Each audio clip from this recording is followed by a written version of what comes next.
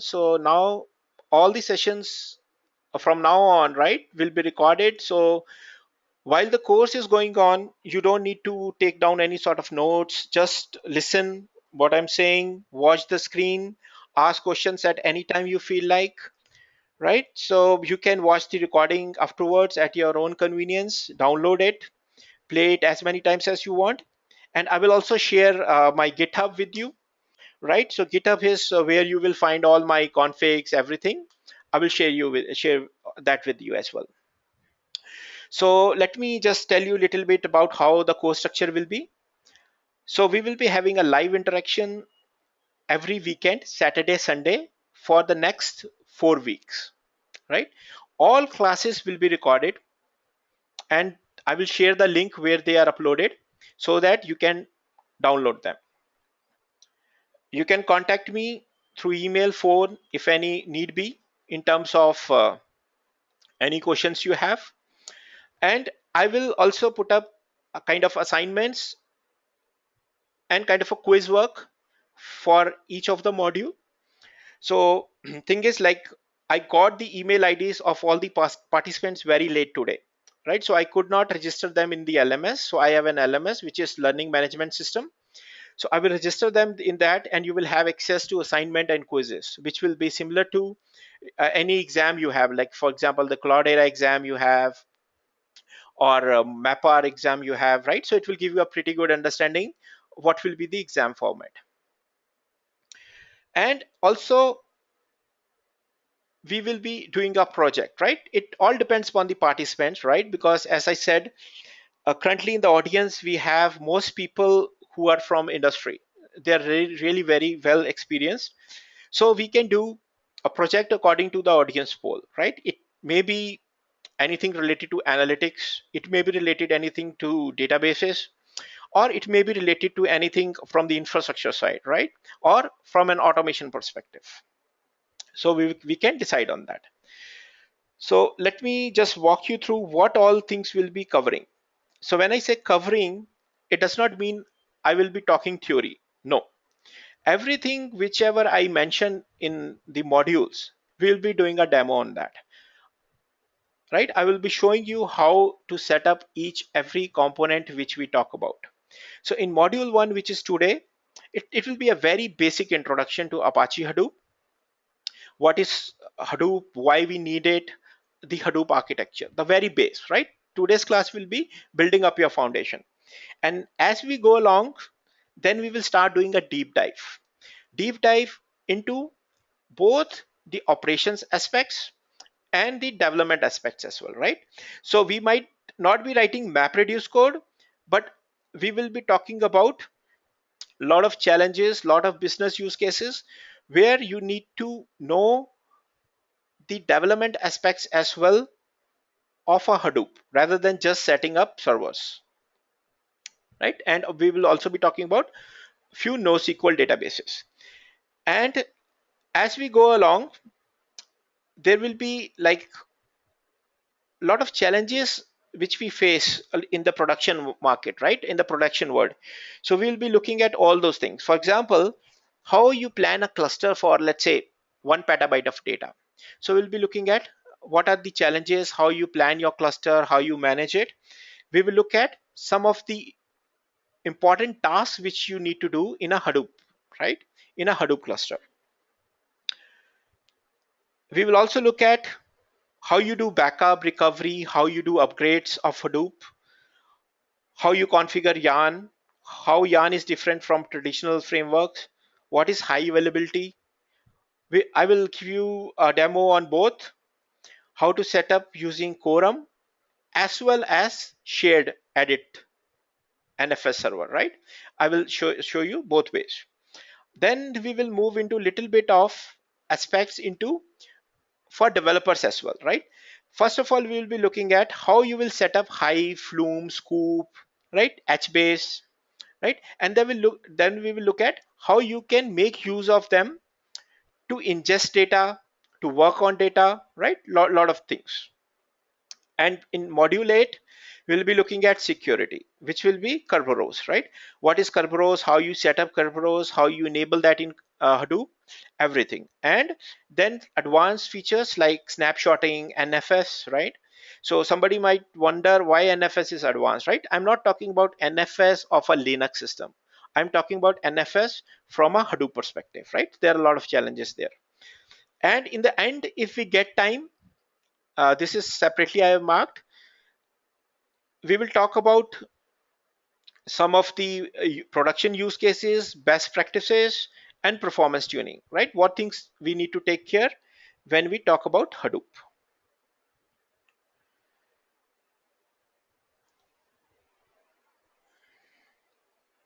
So what's the agenda for today's session? Just give me a second. Let me check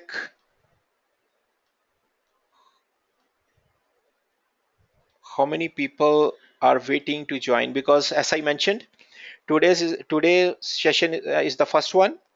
So most people were not aware how to join the classes. Okay. Anyways, everyone is in.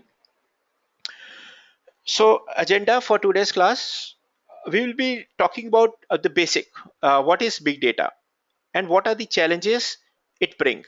Many people in the audience, they might find it very familiar, what things I talk about in the first few slides, right? Because they have seen those many times. And those are the common things which most people talk about. What is big data and what are the challenges? And then we will look at why Hadoop is a solution, and then we will start little bit into the technical aspects, that what is Hadoop and what it does for us, right? So Hadoop, first of all, right, when we talk about Hadoop or big data or anything, right, there are a lot of things which come under it, right? It's an umbrella term. It's not one component, right? It might be in terms of infrastructure, it might be on a cloud, on a physical nodes, in a co-location, it might be, right? It might be talk about analytics can also be of various types, right? So there are a lot of things which it talks about, right? So big data is kind of an umbrella term. So let's go one by one, and we will take one thing at a time and try to understand it, what exactly big data is. So the very common definition, first of all, of big data is anything which is too large and complex to manipulate, right, with standard tools, right? So this looks like a very simple definition, but let me explain you what actually it means.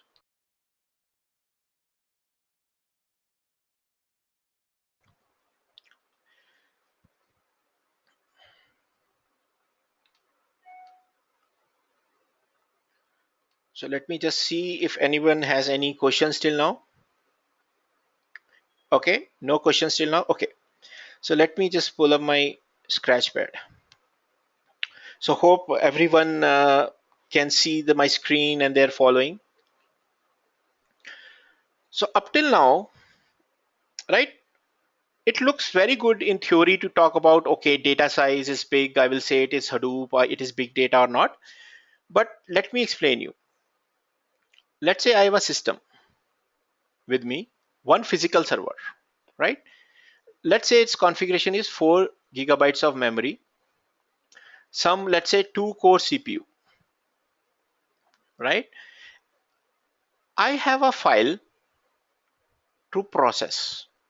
Let's say file size is 1 GB. I need to process it. Process means, let's say simple, I have to do a word count, or I have to just do some search on that file. I have to just search on some characters in that file or some words in that file, right? Not a problem. Why? Because entire 1 GB file can sit in the memory of my one physical server. Not a problem. But what if it goes little bit higher? Let's say 10 GB. Can I do this on a box which is having just 4 gigabytes of memory, right? Obviously I can do it, but what it will do, it will do lot of swaps to the disk, right? So what will happen? It will load first 4 gigabytes in memory, right? I'm taking the best case, right? Although 4 gigabyte will not be entirely available, but let's say it is the best case. Next, again 4 gigabyte, and then 2 gigabytes, right? So what will it will do? It will spill to disk. Everything will go to disk, right? And then it will again read back the disk to give you a final output. So I have to do multiple IO operations for this,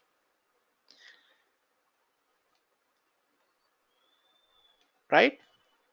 So it is not that the initially we did not have large data before Hadoop came into picture. We had large data, but most of the time what we did, we were not worried about it. We were just dropping it. Most of the things we were not capturing, right? Or we were just archiving it into a warehouse, maybe on a tape drive. But now the challenge is whatever data we are getting, we are trying to keep it live, right? So that you can work on larger set of data to get better results, right? As simple as that, right? So now, simple definition, the size of data, one factor. Another factor, it should be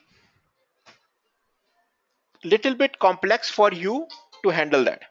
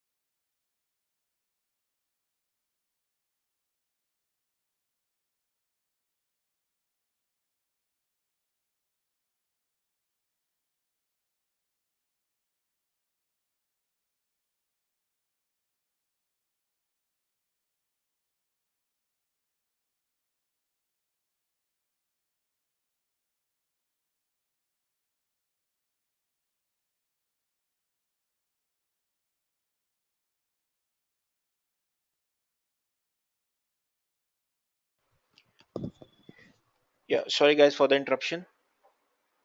As I was telling that today's is the first class, so people are calling in. Okay, so now simply I cannot say that if my data is 1 GB, it is big data, or if it is 1 petabyte, it is big data, right? How complex it is to work on that data will also decide whether it is a big data or not, right? It falls in that category or not.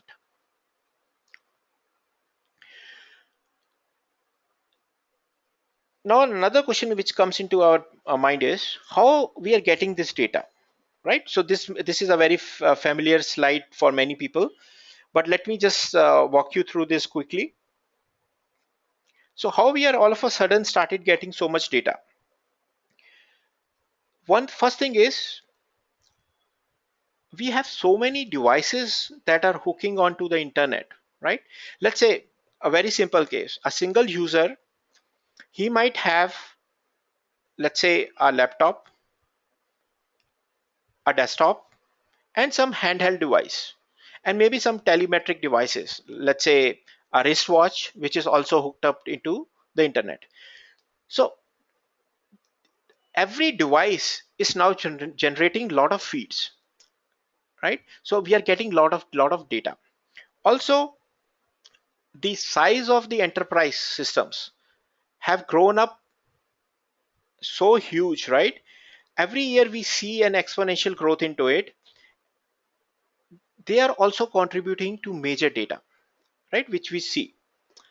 Another thing is automation, right? So I do not need to worry about doing anything manually. I don't need to sit on in front of a system to do some work. We have automation in place, we have automation tools, right, which will keep on doing the work, whether you have an engineer sitting it out to watch it or not, whether you have a developer working on it or not, right? Your builds will happen automatically. It will send you emails, the logs, right, the error reports. the services will work, they will restart, they will deploy, right? Everything will happen. So that's the reason you will be getting more and more of data. Another thing will be, now the challenge is everybody is trying to use the data which is available to better target the customers. It may be in terms of any analytics, or maybe let's say any kind of prediction, let's say weather forecasting, right? Stock exchange behavior, or flight, right? For example, British Airways were the first to implement big data, the analytics part into it, to understand their customer better, right? So for example, a flight will have multiple sensors on it. For example, sensors for detecting the weather conditions, sensors for detecting the temperature, sensors for detecting the load, right? The fuel carrying capacity, right? All those things. So using these data, they can plan their better round trip times, right? From a location A to location B.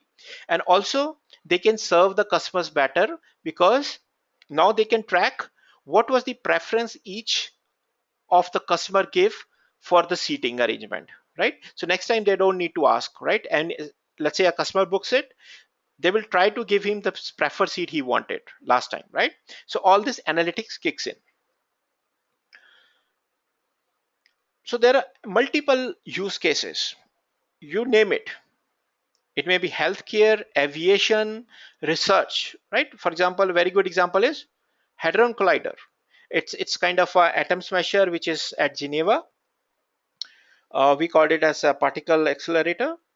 So it is generating huge amount of data, a petabyte of data in few seconds. So how you will ingest that size of data? You cannot just put a traditional system, one box, and say it will be taking 1 petabyte of data in few seconds. It can't take, right?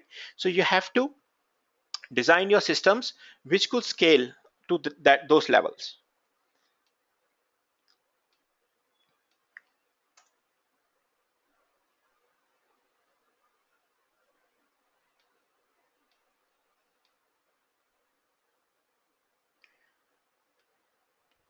Okay. Another thing will be in India, for example, the biggest example is the Aadhaar project. They are doing millions of transactions in a day, and there are a lot of challenges they faced, and they went from one Hadoop distribution to another.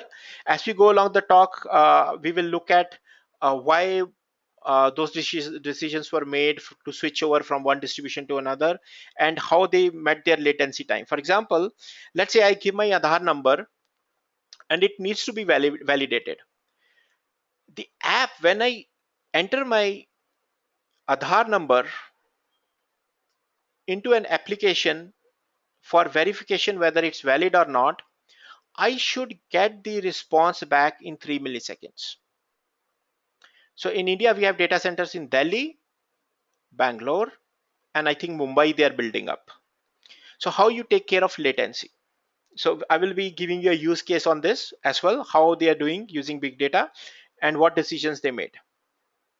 You might be doing analysis, right? Analysis could be of various type. It may be predictive, right? You might be doing a sentimental analysis. Maybe you are looking for some trending on, maybe on Twitter, maybe on Facebook feeds, right? There will be n number of use cases. Banking, for example, right? Fraud detection, how you will do a fraud detection. Now somebody might ask, Hadoop is not a real-time system, right? It is more of a batch processing system. So how we can use it for fraud detection? For example, let's say I'm a user, I swipe out my card, right, at a location A, and my buying pattern, or my, if I look at my credit card statement, my behavior will be something $10, $20, $17, right? But all of a sudden, there's a swipe of, let's say, $1,000 on my card. How will you find out, is it a legitimate transaction or somebody has misused my card? So you have to build intelligence into your system, right? So we will be talking about few use cases in this as well as we go along. stock exchange, right? So n number of use cases will be there. So data is growing at a very rapid rate.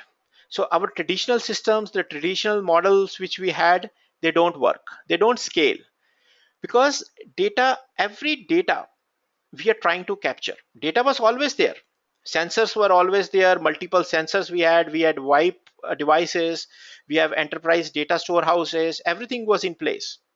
But now we are trying to capture it so as to gain an competitive advantage in the market from whatever data we are getting, right? So that is the most important thing. This is a very common slide which most people might have seen, the 3 V's of big data. So this is originally published by IBM, the 3 V's of big data, which is volume, velocity, and variety, right? So let me quickly explain you this, what it is. Volume is straightforward, the size of data, right? Velocity is how I am, how my data is flowing into my system, right? Is it a batch process? It is real time, or it is streaming data, or it is coming at multiple instances. For example, let me give you an example. Let me see if anybody has any questions in the meanwhile. Okay, no questions. So let's say, forget about Hadoop for some time, right? Because we have not yet reached there. Let's say I'm a simple administrator in a company. I have a server on which I have some hard drives, right? On which I can store some data. This box has some CPU, some memory, using which it can process the data which flows into it. Now, how my data is flowing, right? Let me give an example. Let's say I have 10 GB of total data, right? This is my total data, right? Total size remains 10 GB, but is the entire 10 GB flowing at one time, let's say 1 a.m., or it is 1 GB every hour, right? Or it is 500 MB maybe every half hour, maybe 1 MB every minute, right? My total data might be 1 GB at the end of the day, in the last 12 hours, but what is the influx of my data? It might have different flows.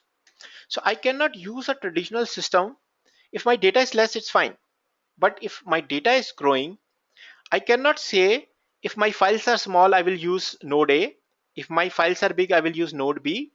And if they're very big, I will use node C, right? So I have to build multiple environments, heterogeneous environments, which they don't talk to each other. So it will increase my complexity. If I have to query data, I have to write complex queries, right? I have to take care of shards and all, right? For example, for the time being, leave what shard is. We'll talk about it. So there will be a lot of challenges. This is velocity. Another is another aspect of velocity is whether it is a batch processing or real time. What is batch means? I get data, let's say 2 GB of data now, I process it. After 1 hour, I get 2 more GB of data. Now I combine 2 GB and 2 GB, batch it, process 4 GB, make some decision, right? Real time is the moment data flows in, I'm processing it and taking a decision on it. Decision means I might be writing a file, I might be writing an output, right? So there could be n number of cases in this.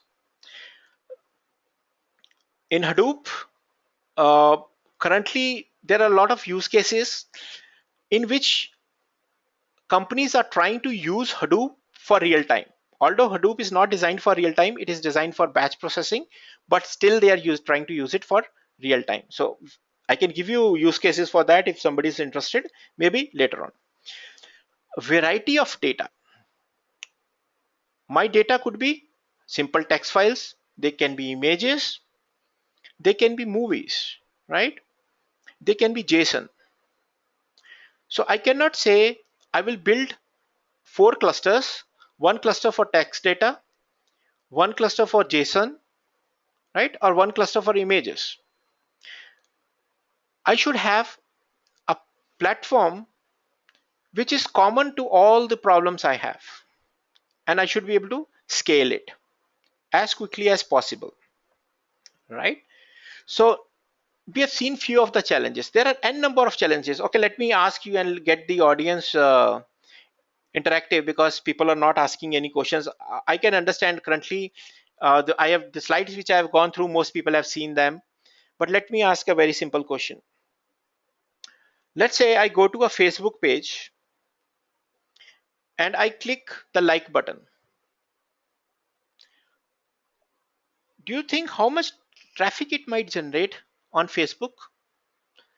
Can somebody give an idea how that might work, or what could be an like doing, what kind of a call a simple like might be doing, how much data it might generate? Any idea?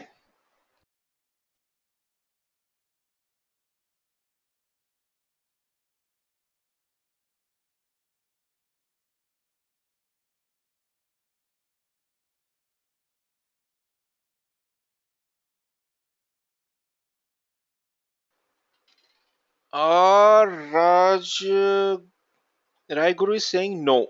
Okay, I did not get what no refers to.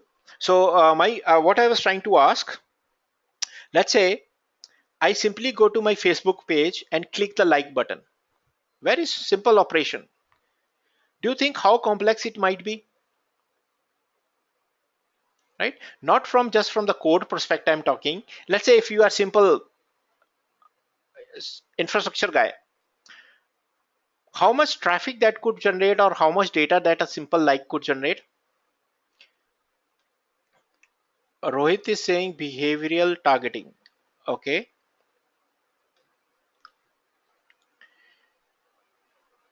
Okay, let me take that one. Just give me a second. Let me just double check no one else is waiting to join in.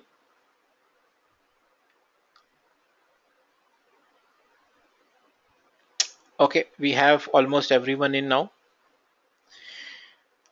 So Shiva joined just now. So we are just going through the very basic stuff, right? What is big data and all. We have not yet moved on to the Hadoop part. So I was explaining at the beginning of the class that all the sessions we will be recording, right? So if let's say if somebody misses any session by any chance, right, they can download the recording. I will share where to download it from, and they can watch the recording, right? So they don't need to worry about taking notes or anything. Okay, now coming back to my answer on this one, right?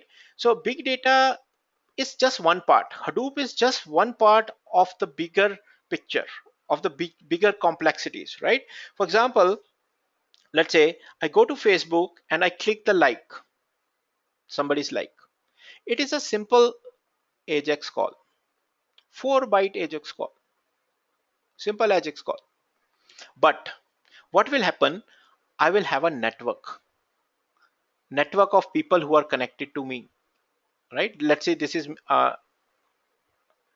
my account, multiple connections, right? Multiple connections. This is kind of a graph DB. Now I might have put up a lot of filters. Let's say I may have 1500 Facebook connections. To whom all this should go? Whether it should go to 100 users, whatever I like, whatever updates I send, whom should I go? It go to? Or let's say this user updates something. Should I get that? I may be following, unfollowing, right? So a simple like, which is just a 4 byte AJAX call, might generate large amount of data depending upon how this tree is laid out, how your connections are laid out, what filters you have put in between, right?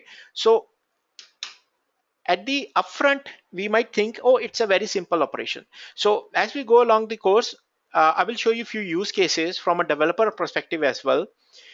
When a developer goes and writes any application, if you don't take into the considerations of, let's say, the scale of data, your codes will not work. Your code will crash. It will just give code dumps, right? So we'll look at those things.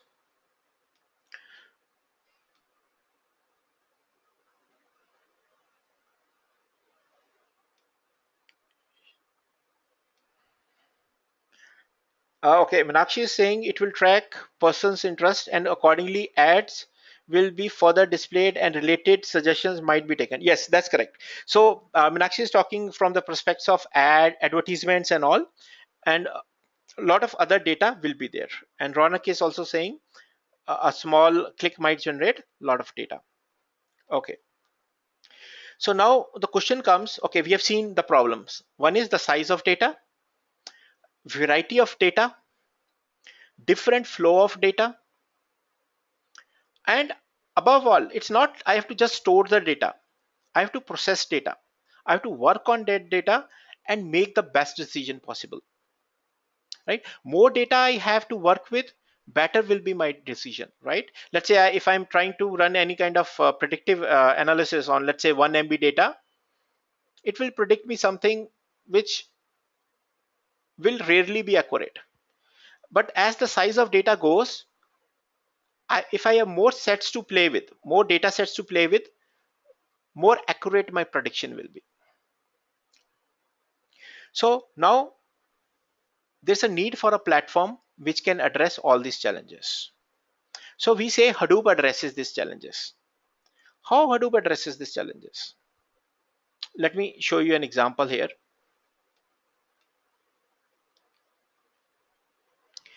Very simple example. Let's say I want to write 1 TB of data, right? How much time it will take for me to write a data? I'm not talking about processing in the memory and running MapReduce and all that. Forget about all those stages. Let's say I want to write 1 TB of data and I have one system with me, one node, and I want to write that data into it. How much time it will take, right? Let me give you a little bit of background on the nodes. Let's say I have one node. It has a SATA disk. For the time being, forget what is SATA, SCSI, right? SAS and all. We will look at that in our cluster planning. So SATA is a serial attached disk, right? Transfer rate is usually around 100 megabytes per second. One disk will have a data transfer rate around 100 megabytes per second. So let's say I put 4 disk drives into that system, right? Now 1 TB of data I have to write. Each hard drive can accommodate 250 gigabytes of data per disk, right? So let me explain you this one on the board.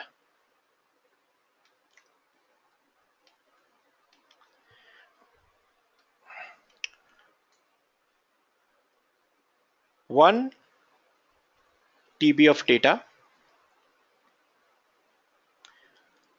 I am dividing into 4 disk drives, right? In a system I have 4 disk drives. So now each disk will have 250 GB of data,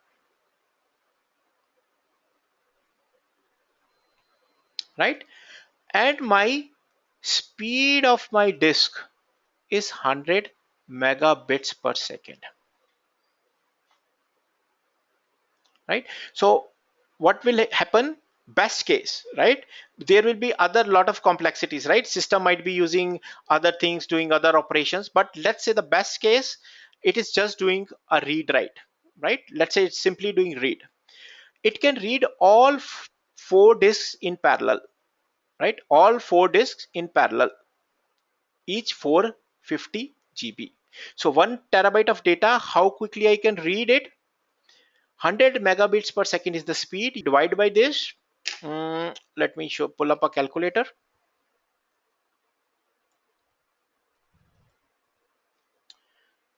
Right,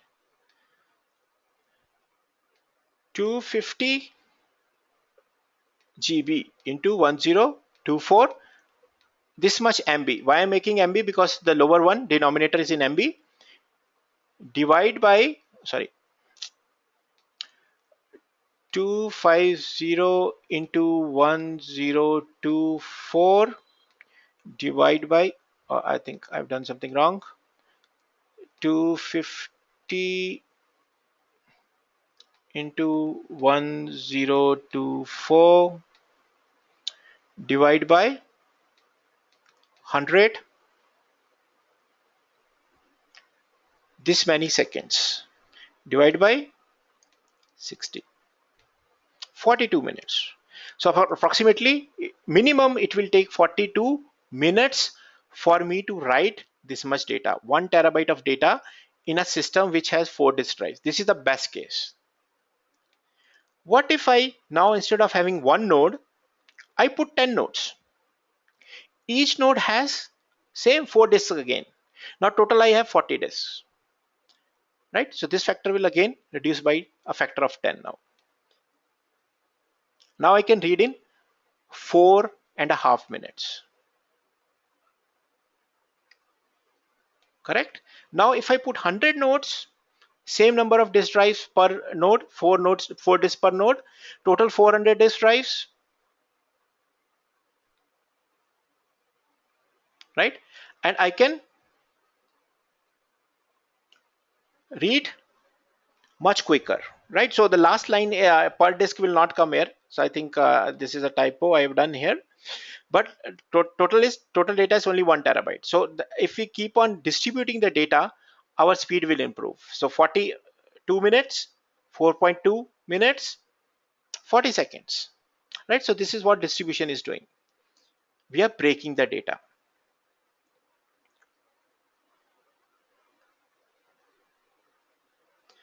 Now, question comes, what is Hadoop? First of all, Hadoop is not a tool. Very important thing to understand, right? Hadoop is not a tool, it is a framework that allows for distributing processing of large data set across a collection of commodity computing computers.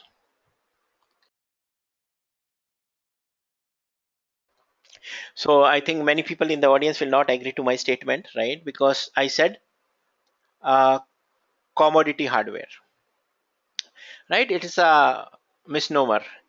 So when I say commodity hardware, it does not mean desktop, right? So we'll talk about this in our cluster planning module, which is module 3. So when I say commodity hardware, it does not mean I will take my desktop and put into a Hadoop cluster, put a Hadoop on that in a production environment, right? Because there are a lot of reasons for that we will not do. But first of all, it is a framework. It is not a tool which processes distributed data. Why it is a framework? Because Hadoop is not just one part. It has a file system. It has some brain, right? Which we call the processing model. And you can plug in a lot of things. Maybe you might plug in Hive for querying it. You might plug in a database, NoSQL DB, for example, HBase. You may use Flume for ingestion, Scoop for data ingestion, Mahout for machine learning. So you can plug in the tools into it, right? Plug in various components into it. It's a framework. So as I was saying, hardware is cheap, but it does not mean that you will run on a desktop. So this diagram I have taken from Yahoo's blog. So this is how your typical rack will look like, right? Each rack will have 40 servers. I'm giving example from Yahoo. Each rack will have 40 servers, right? And you will have multiple racks. So for example, Yahoo is currently running the largest cluster of 4200 nodes in one single Hadoop cluster. And there will be a lot of things, right? A lot of things. When you talk about the planning part, let's say you are a Hadoop admin, you have to think about a lot of things. So Hadoop admin also has a lot of job profiles. So I will come to that little bit later. But little bit about the history and the users. Today, any company which is into e-commerce has a customer base or is planning to do any sort of analytics is into Hadoop. Yahoo, Google, Morgan Stanley, JP Morgan, IBM, right? Everyone is into big data.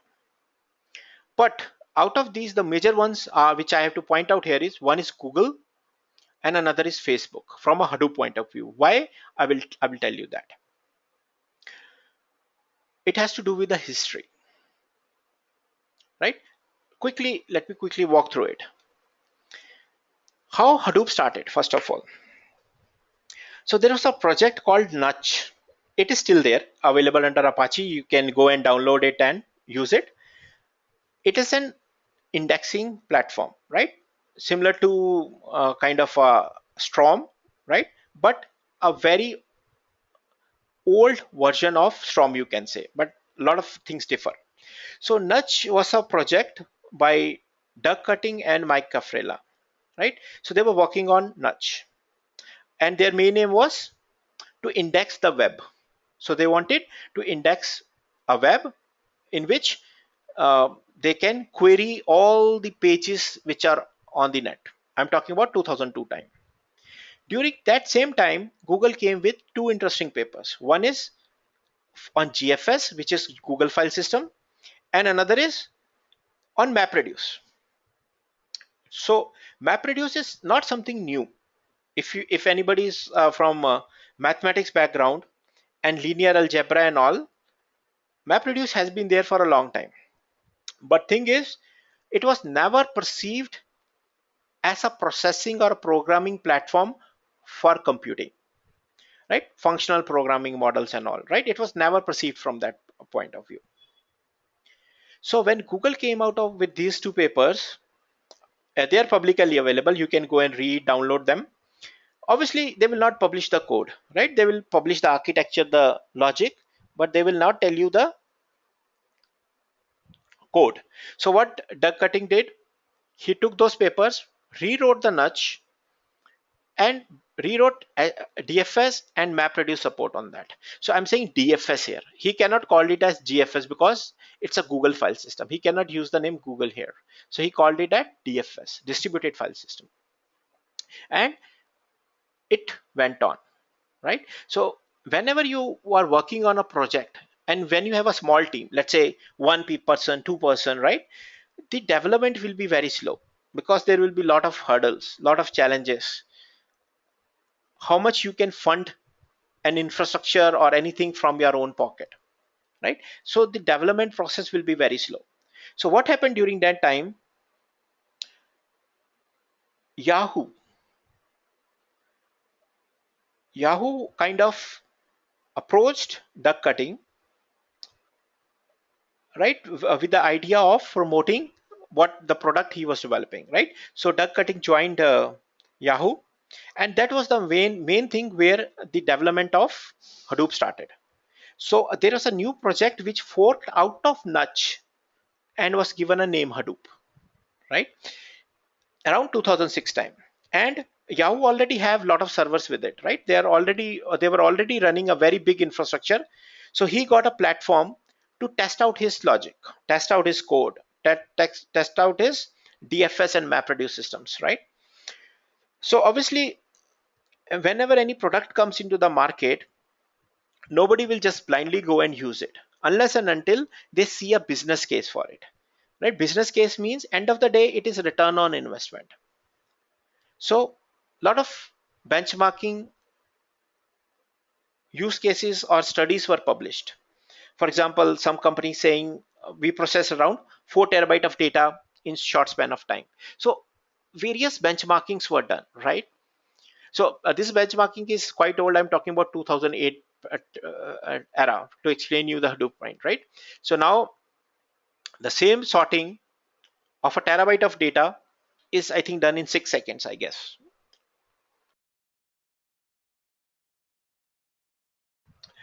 So when all these benchmarks started coming out, so it kind of gained a traction in the market, right? People started looking, oh, there's some new tool, okay, let's look at what it is, what it is talking about, right? So during that time, few companies forked, right? So this product, which was in development in Yahoo contributed to Apache, right? Under the Apache AFL license, Apache Foundation license, right? So if you go to Google and search for Hadoop, it will take you to Apache site, right? So it's freely available. Anybody can download it, modify it, use it, develop tools on top of it. So what these companies did, like companies like Cloudera, that was founded in later part of 2008, they took this Apache Hadoop, developed tools on top of it. For example, Cloudera Manager is a provisioning tool, Impala, right? A lot of other tools, right, which will help an enterprise to use Hadoop. Because when we go and try to use Apache Hadoop, first of all, you need a team who can understand Hadoop, who can go and modify each and every file and put a parameter. Again, it will take time, money to find people. So these companies, what they do, they make Hadoop enterprise class. So enterprise class does not necessarily mean that the product is technically superior. It does not mean, right? It means it is more convenient for an enterprise to use it. Reasons could be many. It might save time for them, or they might not have the resources or the skill set to implement an open distribution of Apache. And going along, a lot of companies were found. For example, Hortonworks was forked out of Yahoo. Mapper again is formed out of funding by Google. So there are n number of distributions for Hadoop. For example, Intel, Pivotal, DataStack, right? There are n number of distributions. But the main three vendors for Hadoop are Cloudera, Hortonworks, and Mapr, right? So Cloudera and Hortonworks are purely based on Apache Hadoop, the original Apache Hadoop, which was checked in or contributed by Yahoo. These companies took that, built tools on top of it. Ambari, Cloudera Manager, we'll look all this, right? So you can skip these buzzwords I am talking about. We'll look at all these things. And a Mapr. Mapr went little bit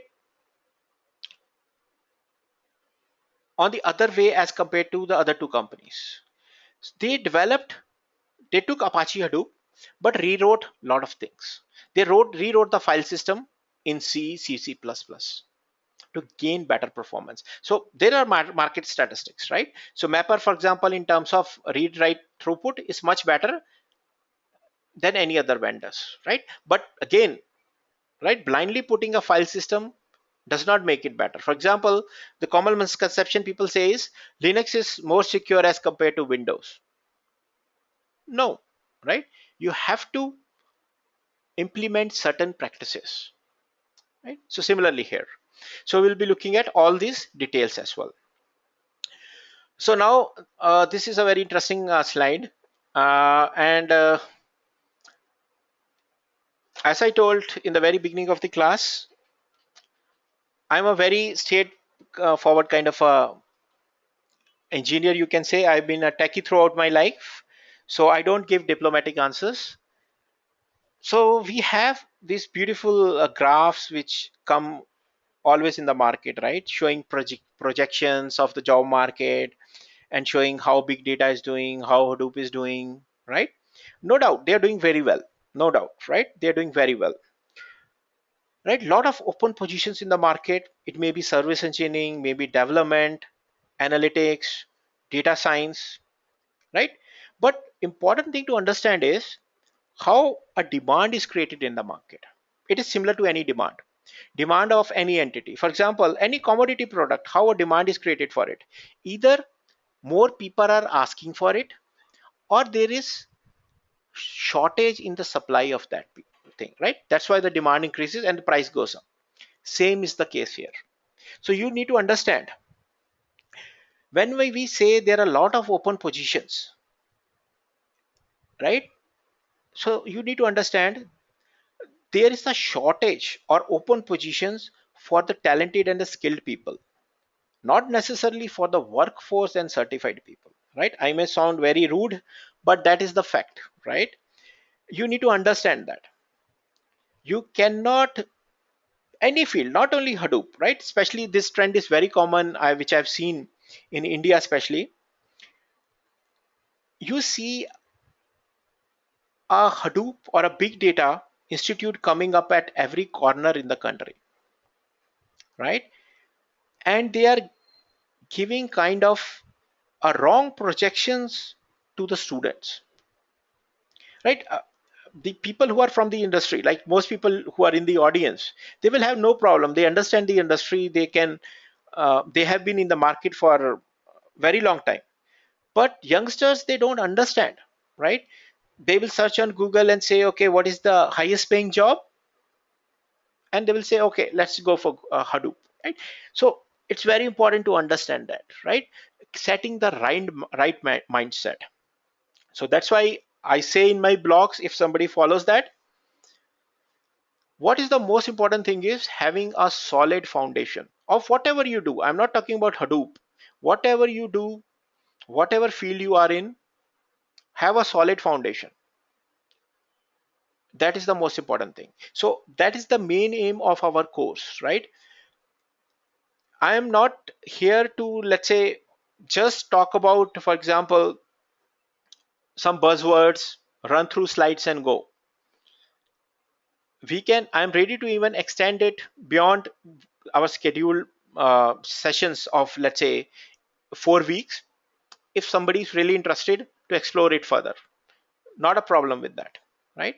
But we should first of all understand the fundamentals, right? And this is, I'm talking from experience, right? So I have a few of my colleagues also in the audience, and they can vouch for it. Currently we are struggling to find Hadoop peoples in the market. You interview them, they will not be even knowing the basic stuff. So that is the mindset, right? So you should not be looking, doing anything or learning anything with a goal of getting a job or a highly paid job. Nothing like that.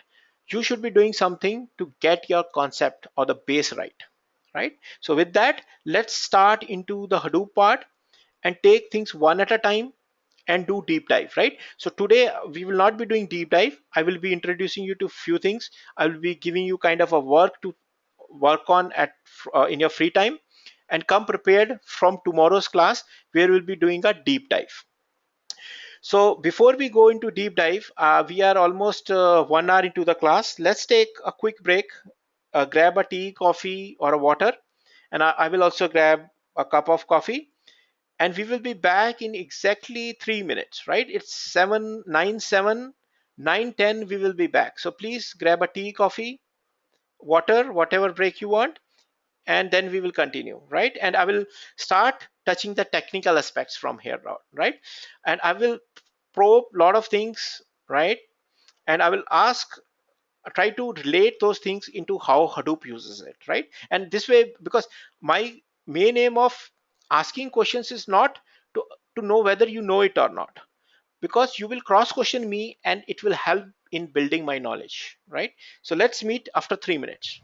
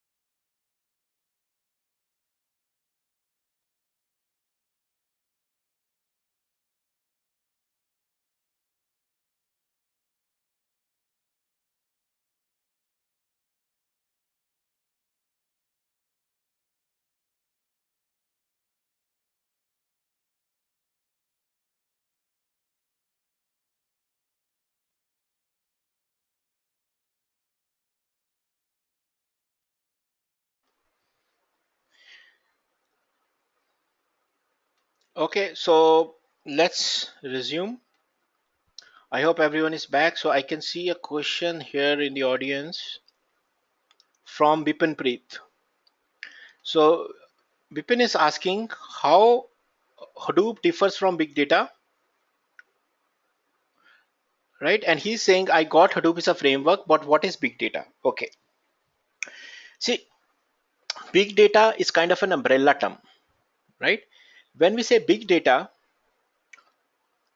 it covers a lot of things. Lot of things means Hadoop, the Hadoop framework, data science, analytics, right?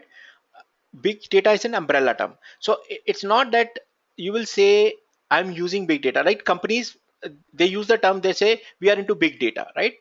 Because it looks cool, right? Most of the companies, they will say we are into big data, but they might be using a small part of it, maybe HBase, maybe Hive, right? Any kind of NoSQL.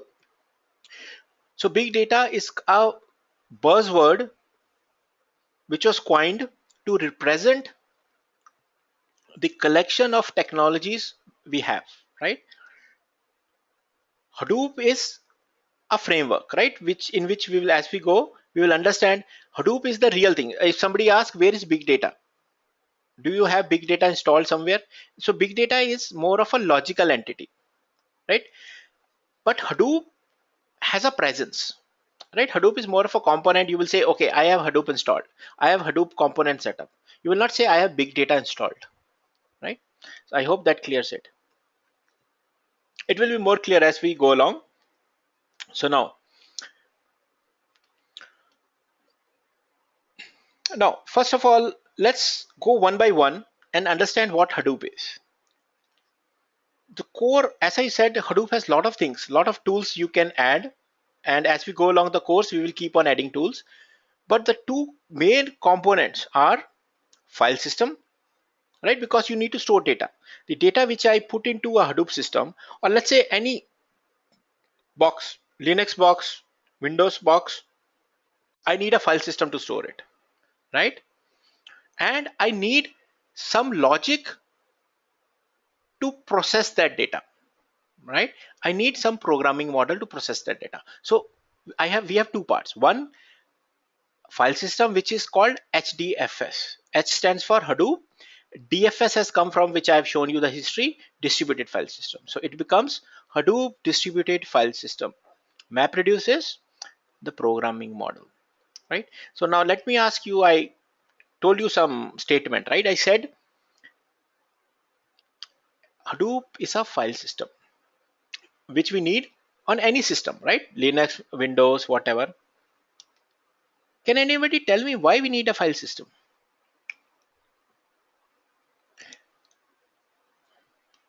Can't we write data without a file system? Why we need a file system?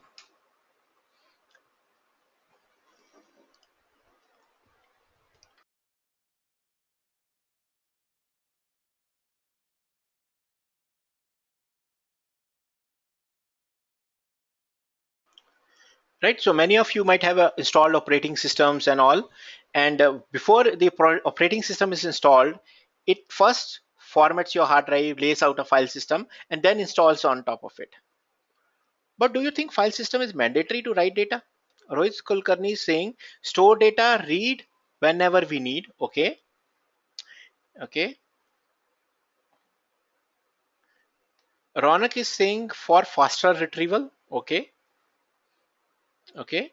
So we have 2 points. Rohit is saying store data and read it whenever we need. So Ronak is saying for faster retrieval.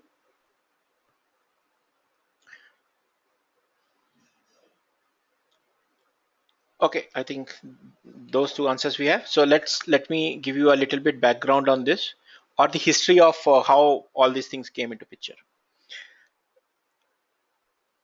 Right? Let's say I have a hard drive. First of all, if I want to write a data,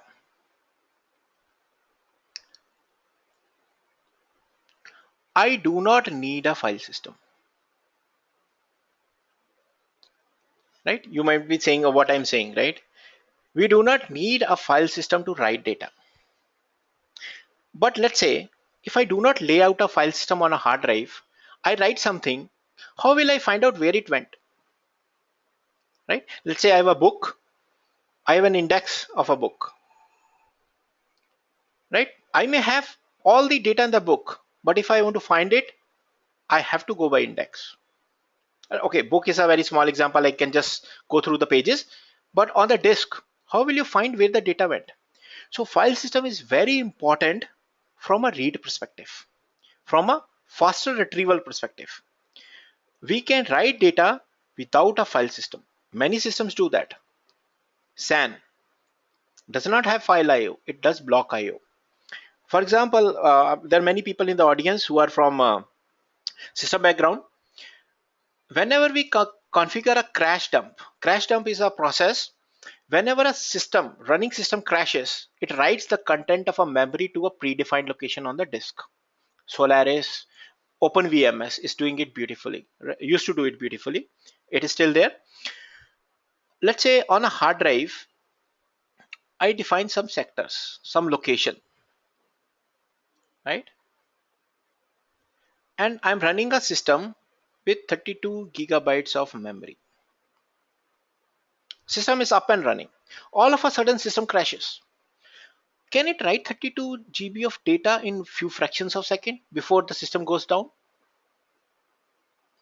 How I can make sure it does not go through the overheads of my file system? So what we do is we predefine the location. We say to the Linux kernel or a Solaris kernel or a VMS kernel that you just dump at this location. It bypasses the file system, dumps it, but when we need to read it, we know where it was, which locations it went. We'll go there and read it, right? So now Hadoop HDFS is also simply a file system. Now let's look a little bit deeper into it, right? Before understanding Hadoop HDFS, let's go a little bit into the traditional file system. How a disk is laid out and how data is stored. Any system, whether it's a Linux, Windows box, right? I have a hard drive in a system. I will partition it. I will format it. I will install an operating system, write some data, right? So it will have a master boot record, which is called MBR, right? Which will tell me kind of a structure, which will tell me, okay, where all my partitions are. I will have a file allocation table, which we called as similar to index of a book, which will tell me that file 1 went to these blocks. Inodes is a term which is used in the Unix world, Unix Linux world. In the world of window, we called it as file allocation table. Inode means the same thing. So it's a data structure or pointers which point saying this particular file is on these locations, right? So this is how it points. Let's say I have a file music.mp3. It says it is on inode 23456. So I will have some metadata. Metadata means the MAC time, right?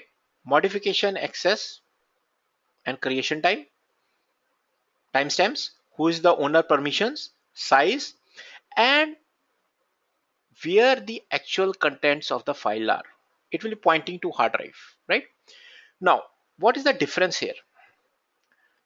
In Linux, Windows, whatever systems you have, your this metadata, which is telling you where the blocks are, and the metadata itself, they sit on the same node, right? They sit on the same node. So data and metadata of a file system will sit on the same disk, right? Not even just same box. I will, let's say if my system has 3 hard drives, each hard drive will have its own metadata, its own super blocks, unless and until obviously they are not in a RAID, right? They will have their own metadata and data, which will sit within the same disk. But in Hadoop, this differs a little bit. In Hadoop, what we do, instead of having data and metadata both on the same node on the same disk, what we do, we have given a separate node to a metadata. It stores the entire metadata on one node, and your actual data goes on some another nodes. We call them slave node. So the name node is called the master node, which will store all your metadata, and your data node will be called your slave node, which will actually store your data. Right? So let me explain you this, how it will be. Let's clear the screen.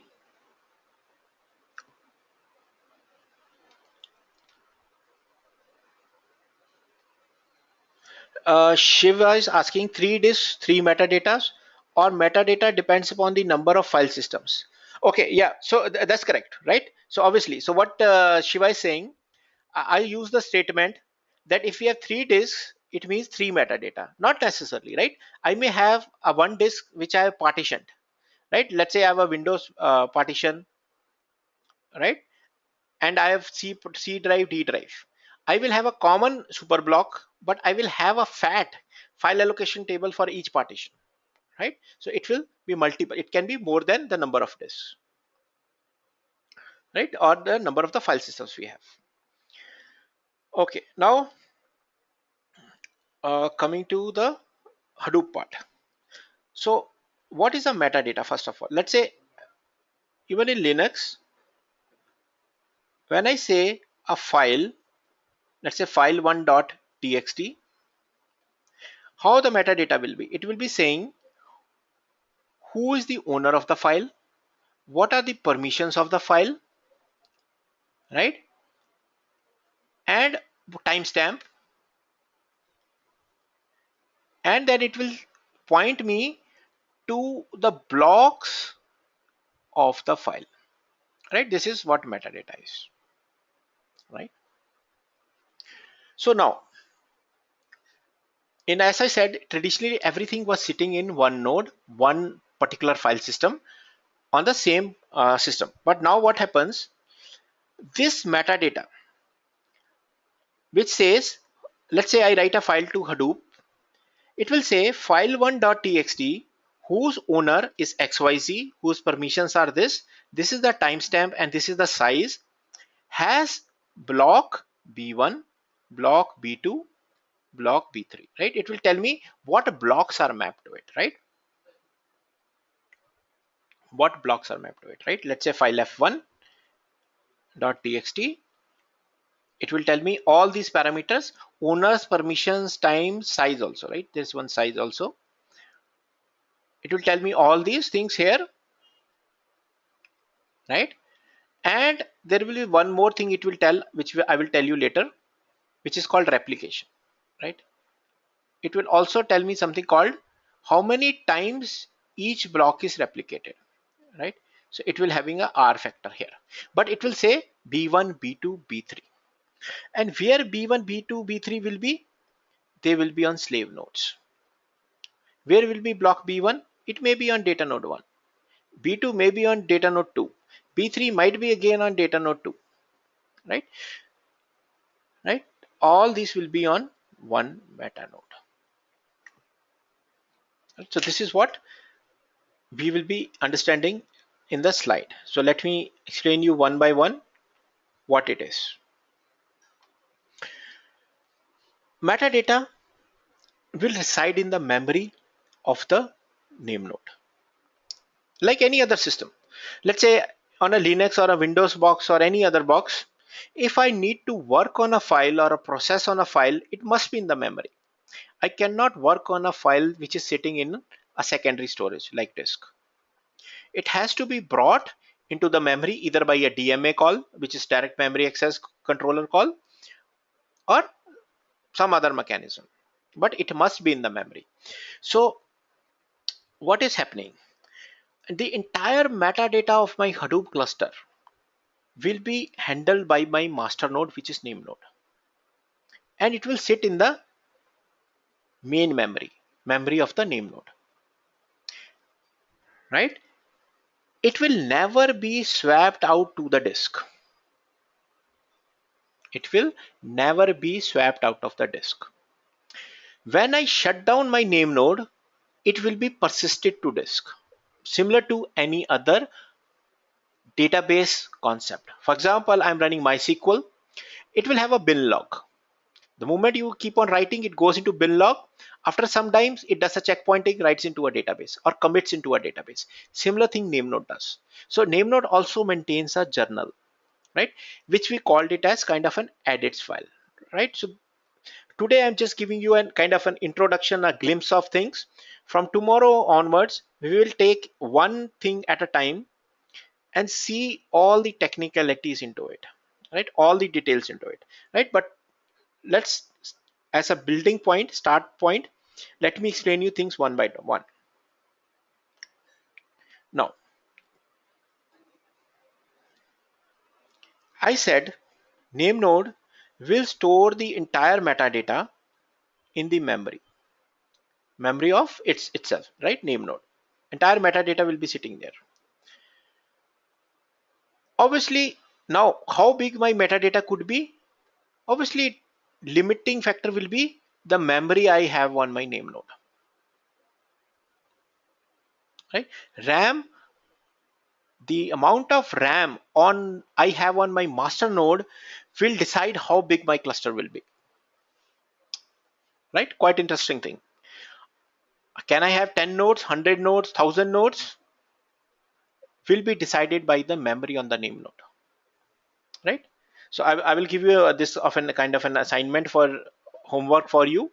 I will at the end of today's session, and we will talk in detail about this, right? What does this mean? So now let's say if I have 4 gigabytes of memory on the name node, obviously I cannot go beyond it because I cannot swap my metadata onto a disk. So my cluster will not go beyond that. It cannot have more files than what my name node can store in the memory, for what metadata it can store in the memory, right? So now what is happening, whenever we write anything to Hadoop cluster similar to any database, first of all it goes into a journal file called edits, right? All these details we will see tomorrow, and it will be committed to another file called fs image, which is file system image. So what happens, whenever we write anything, any changes, they go to a journal file edits, and edits will commit to a file called fs image on the disk, right? How it will commit, when it will commit, lot of concepts are behind that, right? But for the time being, it will commit to the disk, and when it starts back, it will read the fsimage file, and it will know what all files I have. Now, another thing, important thing which I mentioned in the explanation which I gave in the last slide, last means last whiteboard, I said what name node will tell.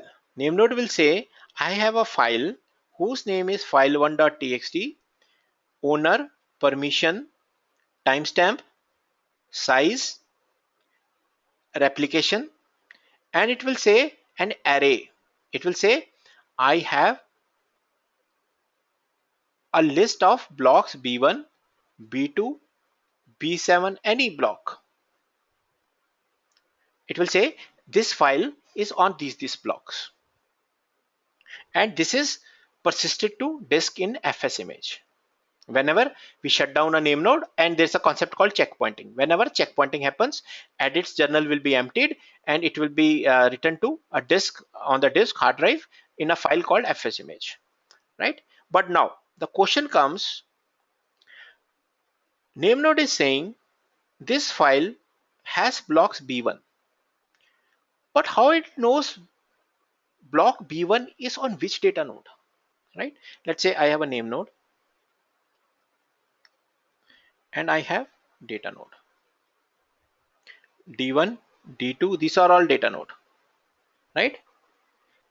Now in the metadata, this metadata which it has, it nowhere says anything about data node. It is only saying it is B1, B2, B3 block. So to handle this, name node has a second kind of a metadata. So name node has two metadata. One is file metadata, this one. Second metadata is called bitmap. So in the audience, I have people who are from OpenVMS background. So it's the same concept which Hadoop uses.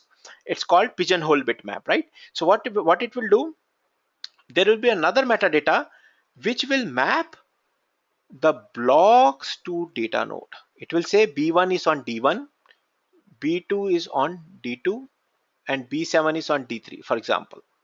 So there will be two metadata, 1, 2, right? So this is what we are explaining here. So metadata is, one is list of files, list of blocks for each file, then list of data nodes for each block, file attributes and access time. Correct? So now what it is telling me, I have a block B1 for this file, but where is B1? It is on D1. B2 is on D2. B7 is on D3. And the interesting thing is, this metadata, bitmap which I am talking about, it is only in the memory of the name node. Only in the memory of the name node. It is never persisted to disk. What does it mean? If I shut down my master, shut down my name node, this thing, right? This thing, it will go to disk. It knows that. But which blocks map to which data node, it will not know. It will wait for data nodes to advertise to it, right? So what happens? I have a name node and I have data nodes, right? So data node will have a daemon which is called data node daemon. So we will all see. So name node will have a daemon called name node daemon, right? A process running. Data node will have a daemon, a process running called data node daemon. Whenever a data node starts, it advertises all the blocks it has. Let's say I have 1 terabyte disk, divided by the block size, n number of blocks. So data node 1 will say I have n number of blocks. Data node 2 will say I have n1 block, n1 number of block, n2 number of blocks. Name node will now know what is the capacity of my cluster, and it builds the bitmap dynamically. So B1, it will map, it will say, okay, B1 I have got from D1. Now I map it. So this is called block report. Block report is maintained by data node, the slave side. And every time it boots up, it sends the block rate report to the master saying, these blocks I have. And on the name node, when it is receiving the blocks, it is just building this map. It is saying, oh, I have got B1. Oh, it is coming from D1. Let's build my map. B2, oh, it's coming from D7. Let's build my map. So it builds the map, right? So now, lot of details in this also, right? We will see this as we go in the session. We will be, as I told you, few people joined late. So what things we are talking in theory, it's not just on the slides. I don't believe in those things. We will be looking at each thing practically on a box. When I say you that name node stores metadata, so I should prove it to you. I should not just say it, right? How will I make you understand that it is true, right?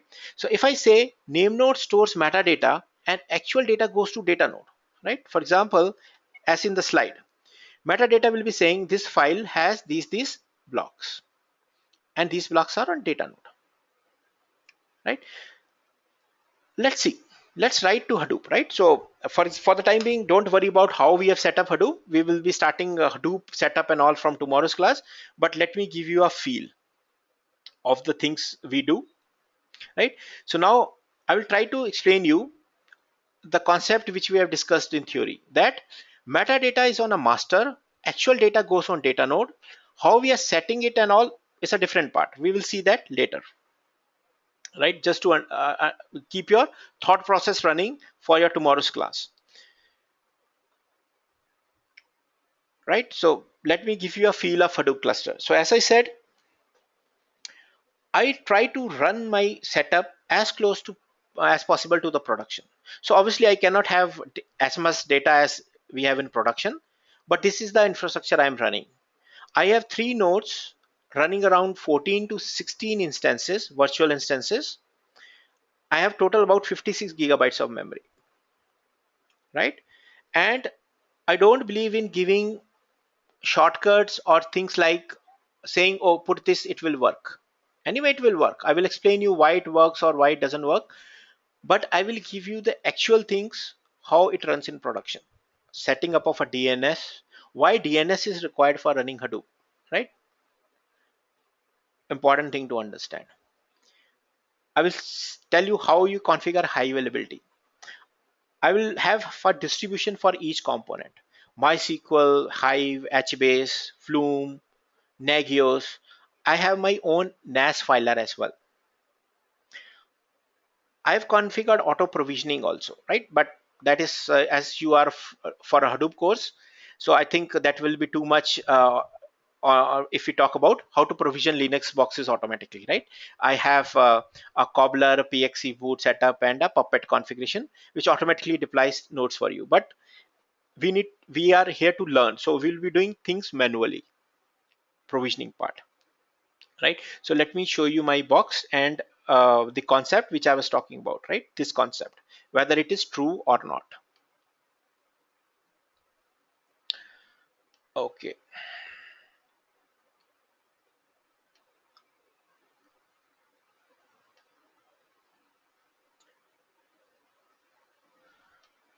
so let me show you what things you need. First of all, from tomorrow onward, right, we will be starting our hands-on practicals and all. So what you need, first of all, it will be good to have a system with minimum 4 gig of RAM, right? Linux runs best on Windows run, sorry, Hadoop runs best on Linux machines. Windows is also supported, but I don't recommend, because if you are running Windows, it itself has its own footprints, right? So currently, for example, I'm running Mac. In Mac, I am using virtualization. Virtualization using VirtualBox or VMware Fusion. VMware Fusion is VM Workstation. So it is called Fusion in Mac. So you can have base operating system as Linux, Windows does not matter. But the node on which you will be running Hadoop should be Linux, right? Install a virtual machine inside VM, VirtualBox, doesn't matter. Which Linux you use does not matter. Red Hat, Fedora, CentOS does not matter. KVM, Zen, what you use does not matter, right? So in my case, I have enough resources, enough RAM, so it's not a problem with my setup. But for your case, to do all the practicals which we will be covering in our class, good to have 4 gig of RAM, right? So let me show you all these things. So this setup which I have is in my local laptop, and I have one server, a bigger box where I'm running my other lab, right? So this box which I have has around 16 gig memory, right? The Mac which I'm running on, 16 gig, iCode 7, right? And it runs very well on Mac, right? And other box which I have has a 32 gig memory, to which I will SSH during the classes and all to show you all this. So for example, let me start the server, right? All those things I will explain you what each server is doing, but I'm just trying to explain you what things I will be showing you in the class and how you will be using it.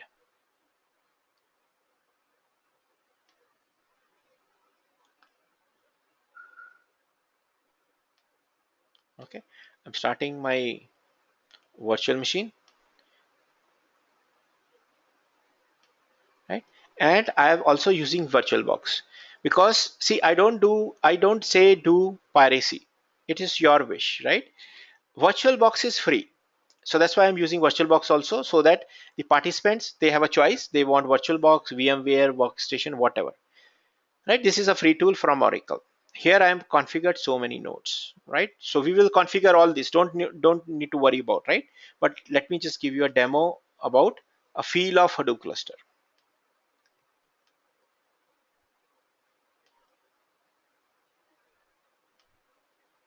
right? Four, let's say I have four data node, but let me start only three,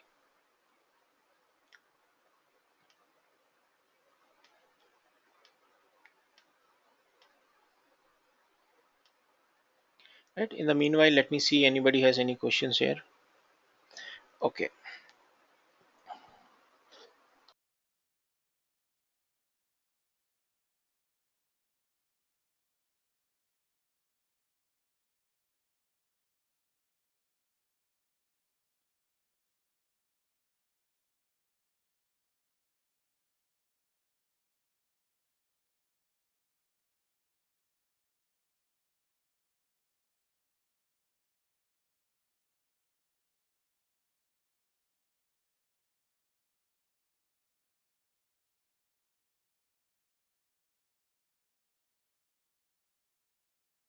okay, nodes are coming up.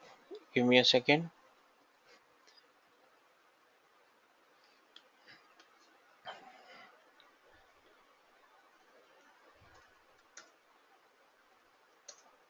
Right.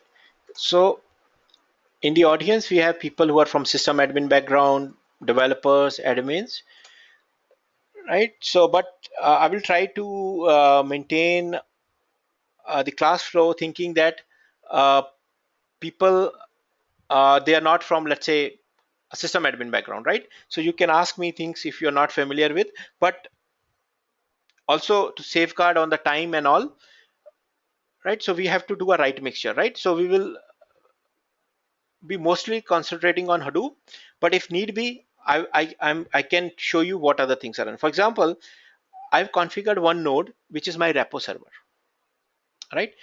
Repo server means whenever I install any RPM packages, I don't use DVD and all that. I just do yum update, and I've dumped all my packages in one node, ls-l slash var ftp pub. If I ls on this directory, you will see I have a lot of packages here. For example, CentOS 7 RPMs, Ganglia RPMs, my GitHub, Hadoop packages, a lot of things, right? Similarly, if I SSH to another node, which is another big repo server I have, ls-l slash var slash ftp slash pub, I have all repos locally set up. For example, for Cloudera, I don't go to internet, right? Everything is set up locally. Hortonworks, Mapper, right? All distros I have locally configured, right? So as the course flows, I will show you all these things, but whenever I say yum list or anything, it doesn't go outside my network because I have set up all my servers locally,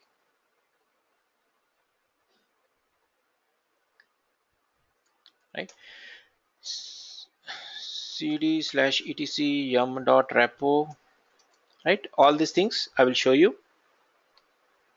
rm hyphen rf CentOS. Let me just delete this. Yum clean all yum list, right?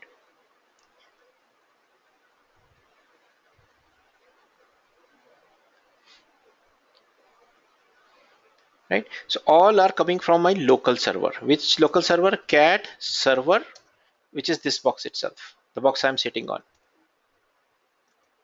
right? IP is 254. I've set up a repo here, right? So all these things I've shared how to do. For example, the people who come into a Hadoop course might not be from a Linux background, but here I think it is not the case, but still they're most welcome with any questions. I have set up my DNS as well,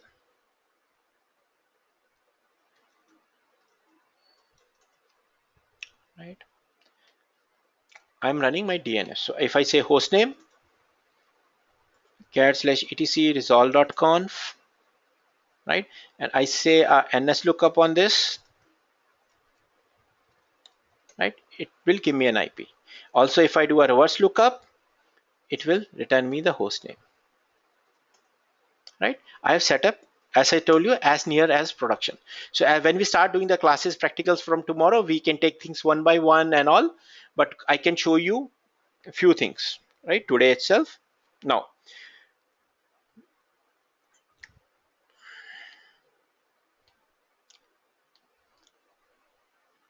another box. As I was showing you, there are so many boxes I have, right? But currently I've started one box, and then one I'm calling name node 1, data node 1, data node 2, data node 3, right? So 3 data nodes I have started, right? So let me show you what does this mean.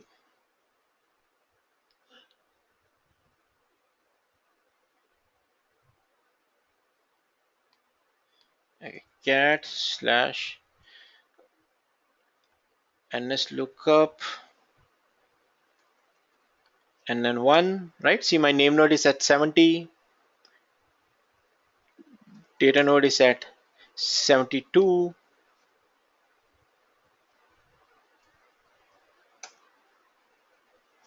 Okay, what has happened here is my bridge interface is different. I'm on Ethernet, but I've given my Wi-Fi because I was doing something on my lab by using Ethernet. Okay, let me change it to Ethernet quickly.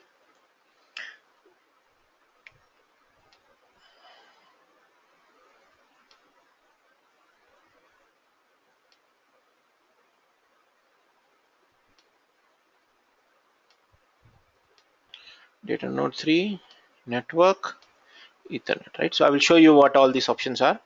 Just bear with me for a moment. Now I connect to my name node.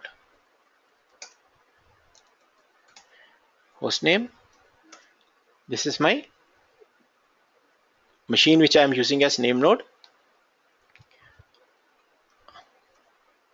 72 I'm using as another data node.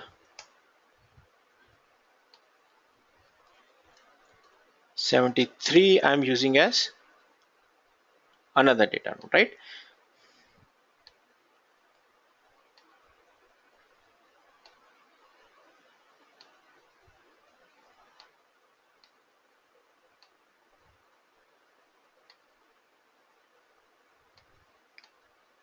Now,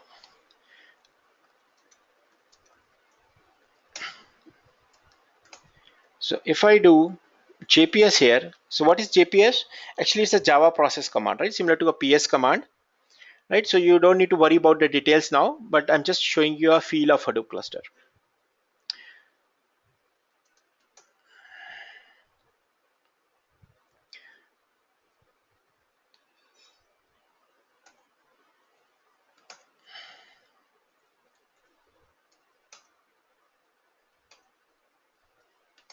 Right? So now I have 3 data nodes, 1 name node. CD Hadoop,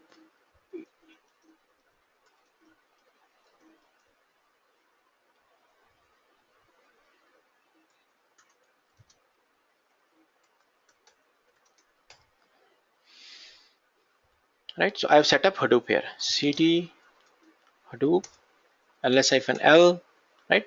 I have files here, cd config, some files here, right?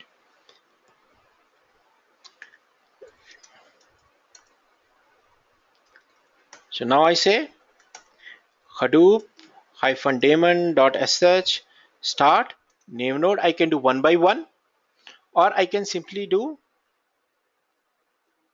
start -dfs. Don't need to worry about this. We will be setting up all this. So I'm just giving you a glimpse of my cluster. I do JPS, you will see name node is up. If I go here on data node and I do JPS, you will see a data node up, right? So how we have configured this, how they are working, talking, right? That's a different thing. Hadoop fs-ls, right? Similar to ls command, I'm doing a Hadoop ls command also.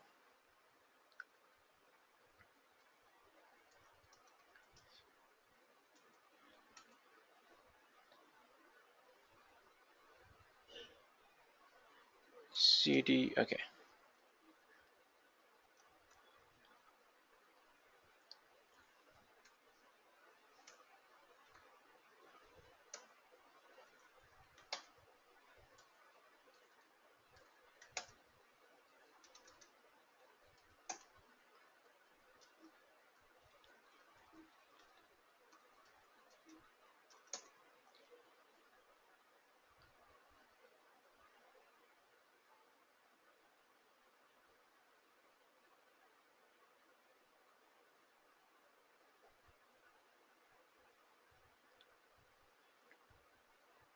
Okay,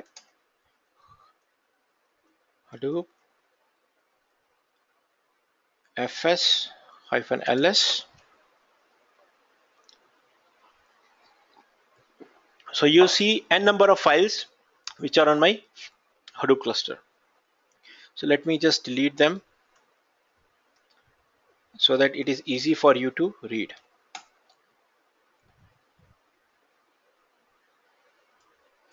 Right, so it is saying currently deleted, empty.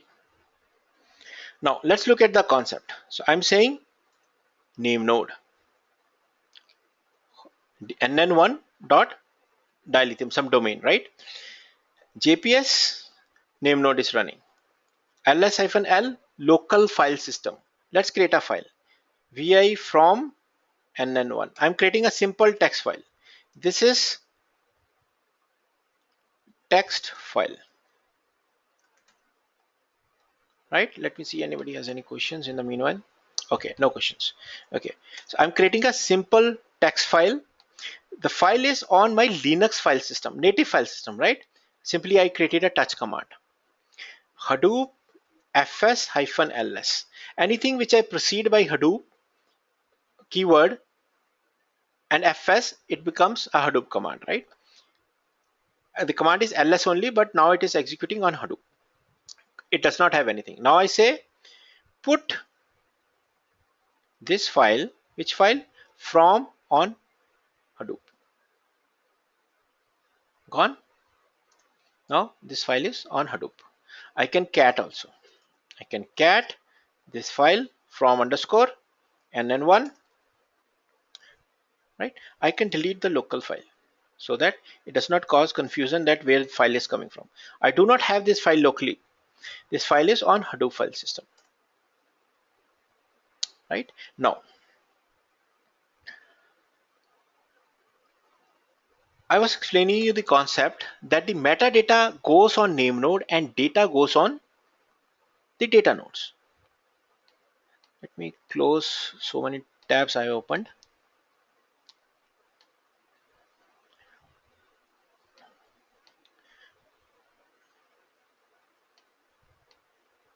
Right.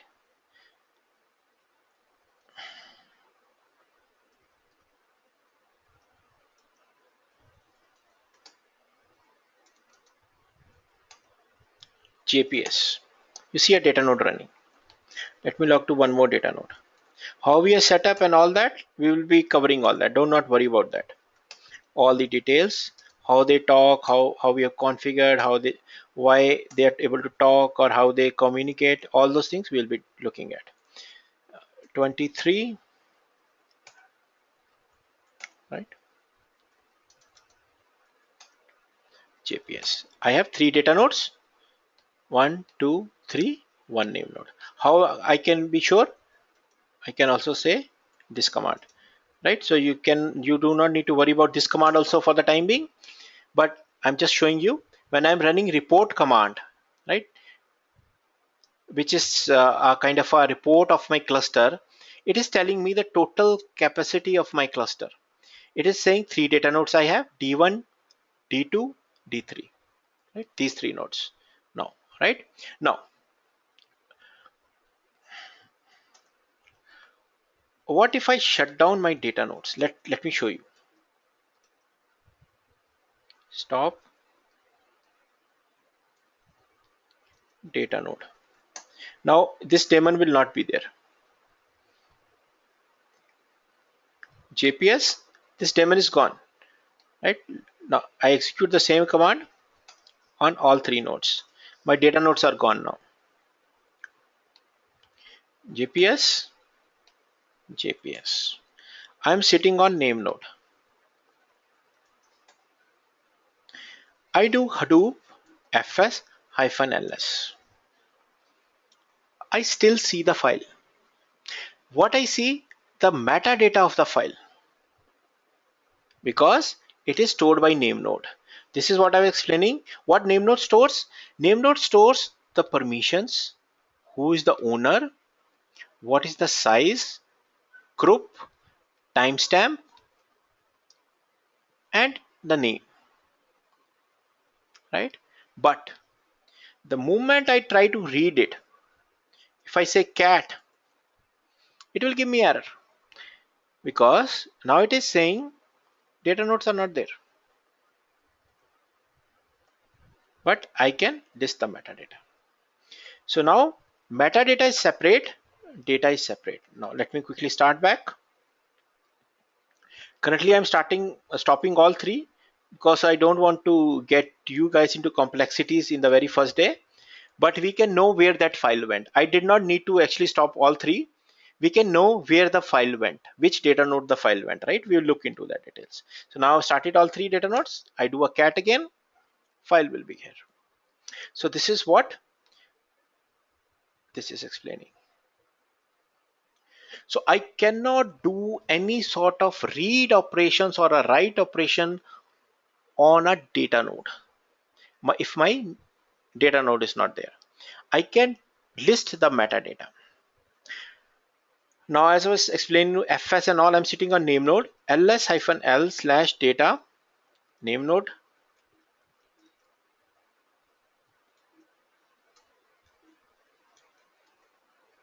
current. See, this is what I was explaining you. We will look into detail of all these files. On the name node, it will have these journal files, edits, and this is the actual fs image. So whenever we are doing a write, it is actually going into this journal, and it will be only committed either through a checkpoint or whenever we restart the name node. All these file has a meaning, version file and all these things, we will look into that. Now let's go back to the slides. So this is what I was explaining you. So what things you need? Virtual machine, right? Let me quickly give you a demo on the virtual machine also, and it will keep on installing side by side, and we will do something. So let me give you a demo. So as I said, any Linux machine is fine, whatever you are comfortable with. I use CentOS because this is what it is used in production, either Red Hat or CentOS. So I prefer CentOS. So I say new, any name I give, let's say test. It's a Linux, I say Linux. Which Linux it has? So CentOS, for example, it is not listed here. So what I can say the kernel and 64-bit. I say continue. How much memory I should give? 1 GB, right? But I can run it at lesser also. But to quicken the installation, I'm giving it more. Let's increase to a little bit more. Continue. Create a virtual hard drive now, or do not create a virtual hard drive. So I'm saying create a virtual hard drive. I'm using the second option. Which of the hard drive types you will choose? Right? So I'm using VirtualBox. So if you go and search on Google here, VirtualBox download. It is free. It will point you to Oracle. You can go download it. Depending upon your base operating system, whether it's Mac, Windows, whatever, you can download it for even for Linux. Now I can either choose the image type of my virtual machine to be either VDI, which is a native VirtualBox image format. I can increase, decrease the size of this volume afterwards also, even after installing the operating system. I can use VMDK, which is virtual machine disk. What does it mean? I can use the same disk in VMware also. I might have created that disk by VirtualBox, but I can import it to VMware workstation as well. Right? Choice is yours, but I cannot dynamically change the size of disk. Right? Parallels from Microsoft and all other versions we have. So I prefer VDI because I can dynamically change the size according to my need. I say continue. Now, second thing comes, do you want the size to be dynamically allocated or fixed size? What does it mean? Let's say if I continue and if I give 8 GB of hard drive and if I say fixed size, it will create 8 GB file immediately for me. Means it will take some time and my base system will now start showing 8 GB less because this file has been pre-created. But if I say dynamically allocated, what it will do, I'm saying 8 GB maximum, but it will expand as I write. If I write 1 MB, 1 MB, 4 MB, it will be expanding as I write the disk of the virtual image. This will be little bit slower. Dynamic will be slower because the moment I'm writing data, that time the file system is expanding, right? Not a problem in test environment, right? Go by the dynamic method. The location where you want to store, it's your choice. Then I say create. Immediately it did. If I would have choose fixed one, then it would have taken some time to create a 8 GB hard drive. Now I can either right click settings or I can go to settings at the top. Any name I can change it now. System tab, memory I can change afterwards also, right? Boot order, where this system should boot. Floppy we don't have anymore. Let me move down the order. I'm saying first boot device CD, second hard drive. Processor I have a minus i7 with 16 cores, right? So it is, that's why it's showing that. It's your wish how many cores you want to give. I give 1 core, 2 core.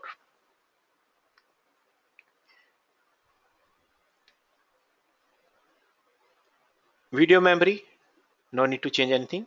Storage I've already given, right?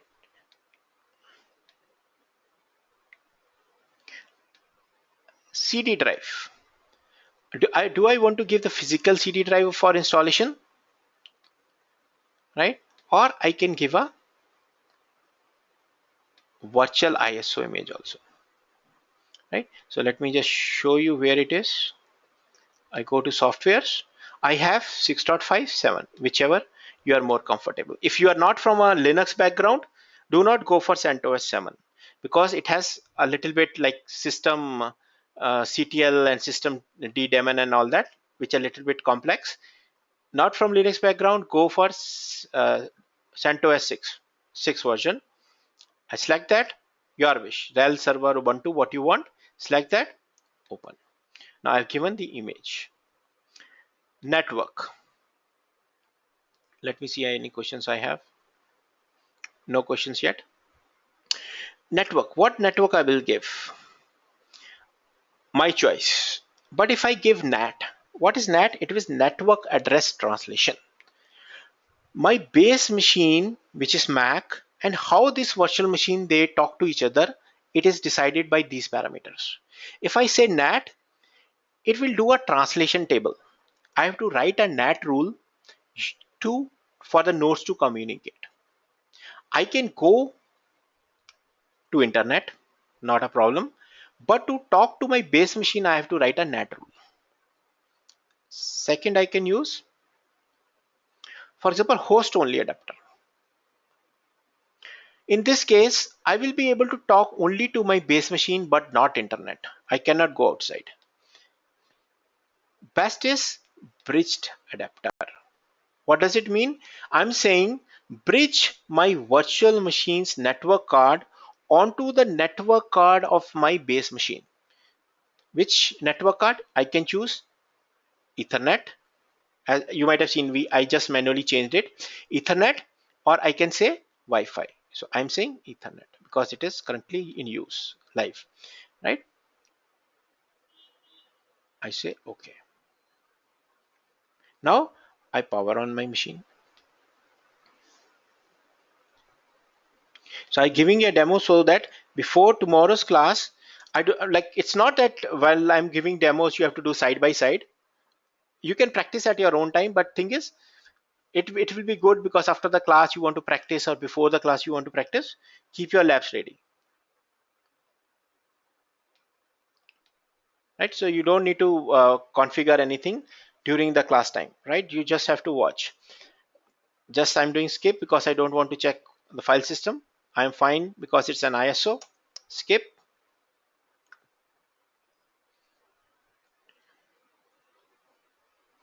It's installing.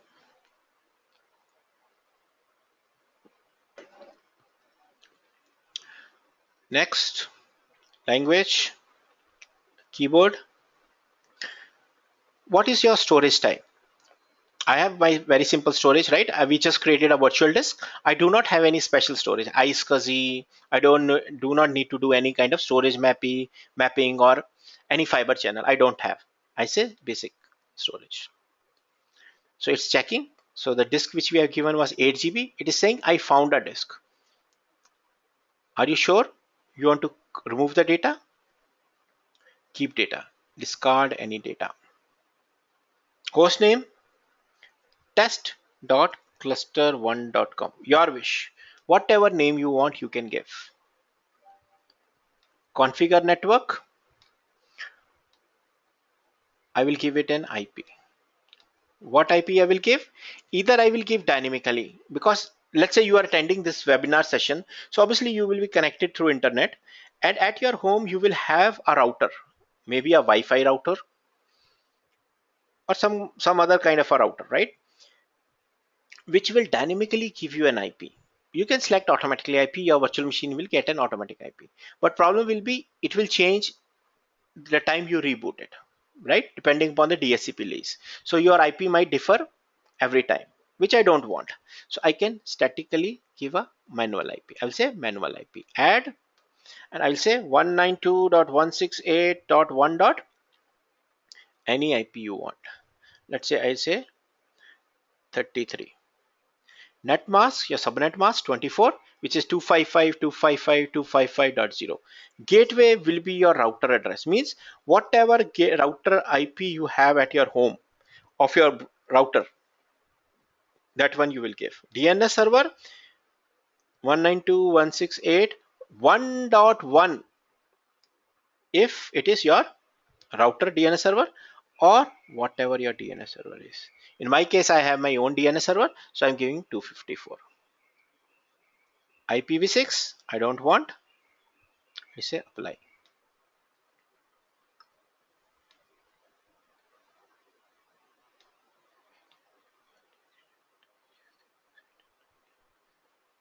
Okay, question from Shiva is, whenever we need a file to be created under HDFS, that must be done only on name node, or we can create file on data nodes. Okay, I will come to that.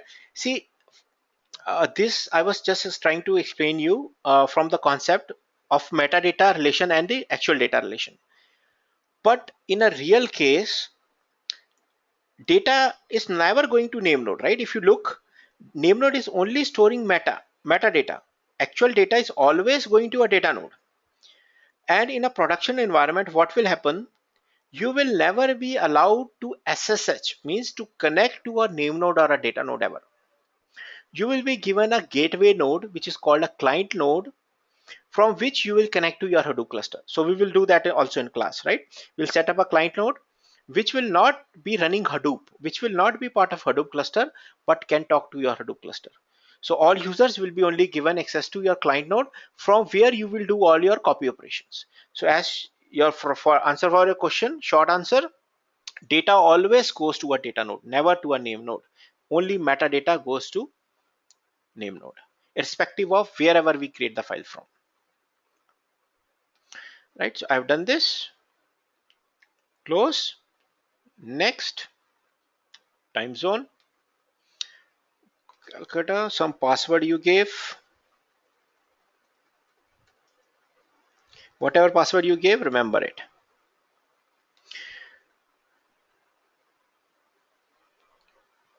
How you want to partition your disk drive. All those who are not from Linux background, do not know about how to create a file system, just select use all space. Next. Write changes to disk. So now from this point onward, I cannot revert back. If there was some data, it will be gone.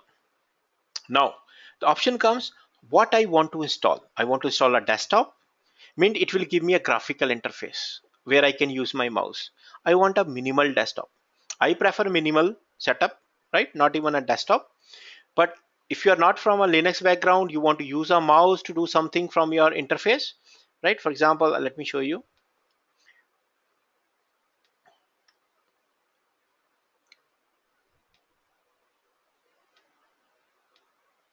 Right? So this is your virtual machine.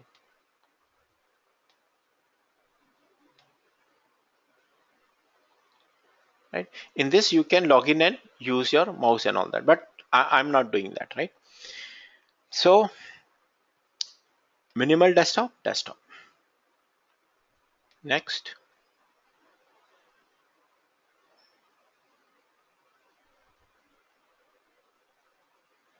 It will start installation. Okay, let it start copying file. In the meanwhile, let me come back to slide and ask you few questions which we can use for tomorrow's class build up. So now question is this one, metadata. I was telling that everything, all the metadata of a cluster goes to name node, right? I was saying name node is the one which will decide the size of my cluster, right? If I say my name node has RAM 1 GB, I can have X number of nodes, right? So your homework will be find out how this is a limiting factor. Obviously, I have told you that all the metadata resides in the memory. But let's say somebody says, I have 1 GB memory on the name node. What can be the size of my cluster, right? Just read it. Search on Google, read it. I will explain you this tomorrow. But let me give you a explanation of this. Very fundamental explanation, which you will not find in blogs, and you can think on it. Hadoop is written into Java, which is an object-oriented programming.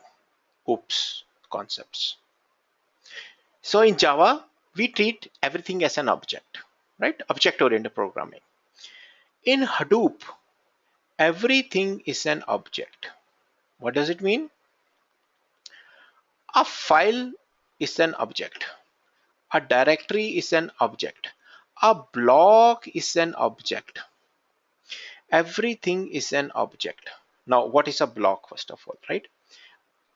Let me just quickly explain you, because I think all Linux guys, they know it, but for the sake of the other people in the audience,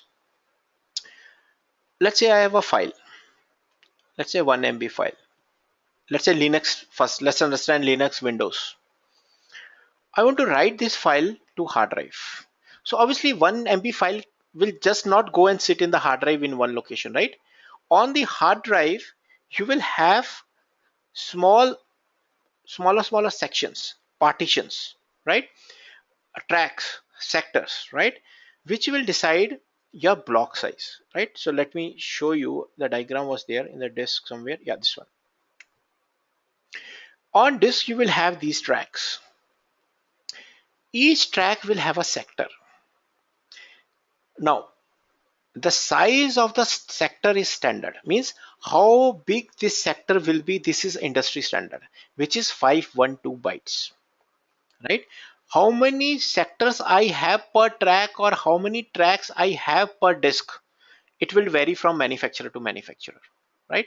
For example, some manufacturer might have high density disk drives, means they have put many number of tracks in a smaller given unit of area, but the size of the sector will always be 512 bytes, means that is the smallest allocation unit possible.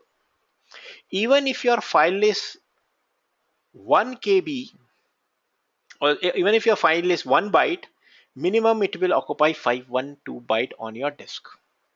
This is the smallest allocation unit. So what I can do is, my smallest allocation unit on disk is 512 bytes, right? This is a sector on your physical disk, smallest unit. So now when I'm creating a file system, any file system, ext3, ntfs, fat, people in the audience are not that old, so they might not be knowing fat 12, fat 16, all those things, right? But all these were also file systems at one time. So now whenever I create a file system, I have to optimize, right? So what I optimize, I will say how big my block is. Block is a kind of a logical abstraction from a file system perspective. I can either combine one sector as one block, or I can map one block to group of two sectors. In that case, my block will be 1 KB because it is mapping to two sectors. I can make it a group of four blocks, 2K block. Obviously, I cannot make three because the formula is 2 to the power n, right? So blocks can be block 512 bytes, 1K, 2K, 4K. It can be bigger also, 8, 16, 32, but not on Intel architecture. On any architecture which is x86 Intel architecture, irrespective of the operating system, whether you are running Windows, Linux, 32-bit, 64-bit, does not matter. The largest block size can only be 4 kilobytes. Can anybody tell me the reason why that is so? Why on an x86 Intel system my largest block size can only be 4 kilobytes? Let me see. In the meanwhile, installed, where have the installation reached? Okay, it's still going on.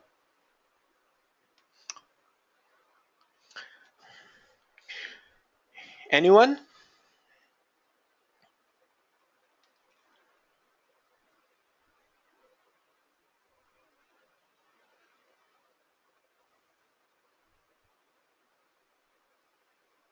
Okay, not problem. So the reason for that is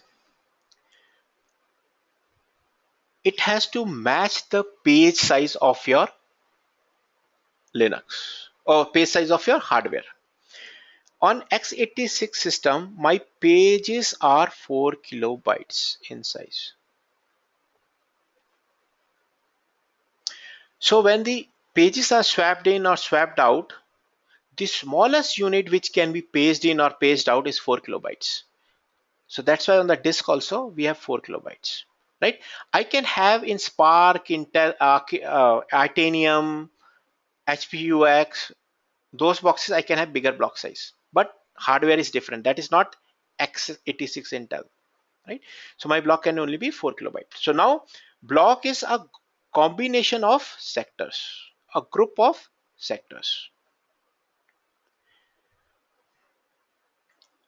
Now in the case of ext3, ext2 and all, my file systems are very blocks are very small. As we saw, 4 kilobyte is the largest block size I have. In Hadoop, when we come to Hadoop HDFS, by default your block size will be 64 megabytes, right? What does it mean? I will install a Linux box as we are installing. I will create a file system, native file system, ext3, ext4, whatever I create of my Linux system. On top of it, I will create an HDFS file system, right? My Intel platform does not allow me to create a file system with larger block size than 64 KB. But on top of file system, I will create a pseudo file system, which is HDFS, which will have block sizes much bigger. 64 megabyte, 128 megabyte, 256 megabyte, 2 GB, your wish. But by default, it will be 64 MB in Hadoop 1. In Hadoop 2, it is 128 MB, right? We'll go into detail of that. So now what happens in HDFS? When I'm creating a blocks of 64 MB, so what it is doing is, let's say I have an HDFS block. This is 64 MB. And obviously it is anyway sitting on top of ext3 native file system, right? Whose blocks are 4Ks, 4K blocks. Right? These all are 4K blocks. So whenever I write a 64 MB blocks, 16,000 parallel operations happen on the lower file system in sequential. So that's why it is able to write that much data quickly in file system. Why 64? 64 MB divided by 4K bytes. So 16,000 parallel reads will happen at the lower file system level, and they will be sequential, means all the blocks will be on the sequential disk, not random read write. So now this is a block, right? So now coming back in Hadoop, as I said, everything is an object. A file I create is an object. Any directory I create is an object. Any block I create is an object, right? So each object occupies 150 bytes in the memory of the name node. Because when I say inode structure, obviously inode has to load into memory. It will occupy some memory, very small in bytes, but it will occupy. File will occupy some memory. Directory object will occupy some memory, right? Each object occupies 150 bytes of memory, correct, in the memory of the name node to represent it. So for example, if I have a file 1.txt whose size is, let's say, 128 MB in size, I write that to HDFS. What will be the memory, minimum memory used by the name node? Minimum memory I'm saying, right?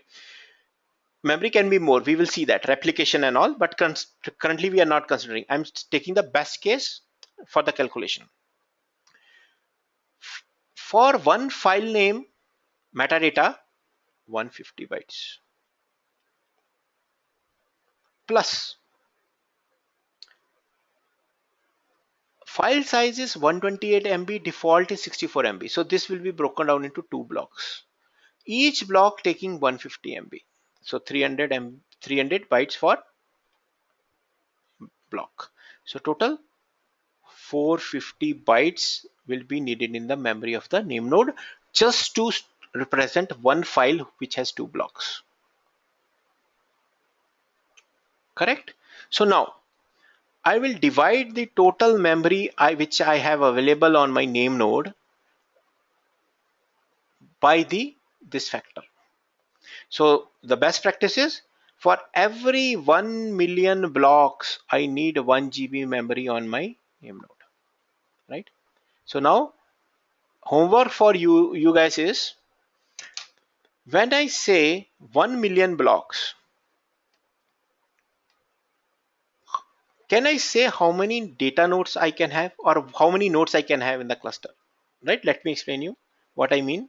If I have name node, let me see whether the installation is done or not. Okay, installation is done. I will quickly reboot it and my box will come back, right? So after the reboot, what important things I have to do? Disable firewall, disable SC Linux. Two things I have to disable. And my box is up, and we will start with the installation part. So from tomorrow onward, we will see Hadoop, right? From the installation perspective. Let it come up. I will quickly show you what we have to do here. So I have a name node. Let's say I say my name node's memory can support, let's say, 1 million blocks or 1 million files, let's say. Now, how will I say whether 1 billion files are coming from 4 data nodes or just from one data node? For example, I may have 4 nodes, each having 250 GB of hard drive, correct? Total data is 1 terabyte. So I can, let's say, load 1 terabyte of data in 4 nodes. Other case could be I have a single server which is having 1 terabyte hard drive. So now our theory is wrong, which we are saying that if I have one memory, my cluster can be 4 node. No, it can just get out of memory in one node only, because it will depend upon how many blocks we advertise from a data node, right? So the statement we say as a, let's say, a Hadoop person, that my cluster will be 100 nodes, 1000 nodes, but that calculation is based at the background this formula. So let's say in my company, if I am running a 10 node cluster with 1 gig memory, it does not mean in another company in 1 gig I can run 10 node cluster. No, his hard drives might have much more capacity. It might run out with just one node, right? So all these things. So please do read on this and understand what it is, right? Very important to understand. Now let me quickly see. Okay, it is up. I say next, agree the license agreement. No, I don't want to create any user. Time, date, everything is fine. Kdump I do not want. Finish. Right, now my machine is up. So I can use mouse here to log in, your wish, or you can simply go from the command line also. I'm like, if I go and connect from my command line, IP I have given is 33. I say yes. Red Hat is the password I have kept. First thing I have to do is service IP tables stop. I do not want firewall. I can disable it. IP tables stop. Oh, sorry, off. So I do not want it to come back. Second thing, vi etc sc linux config file. I have to disable sc linux. I will say from enforcing to disabled. Disabled. I will just disable it.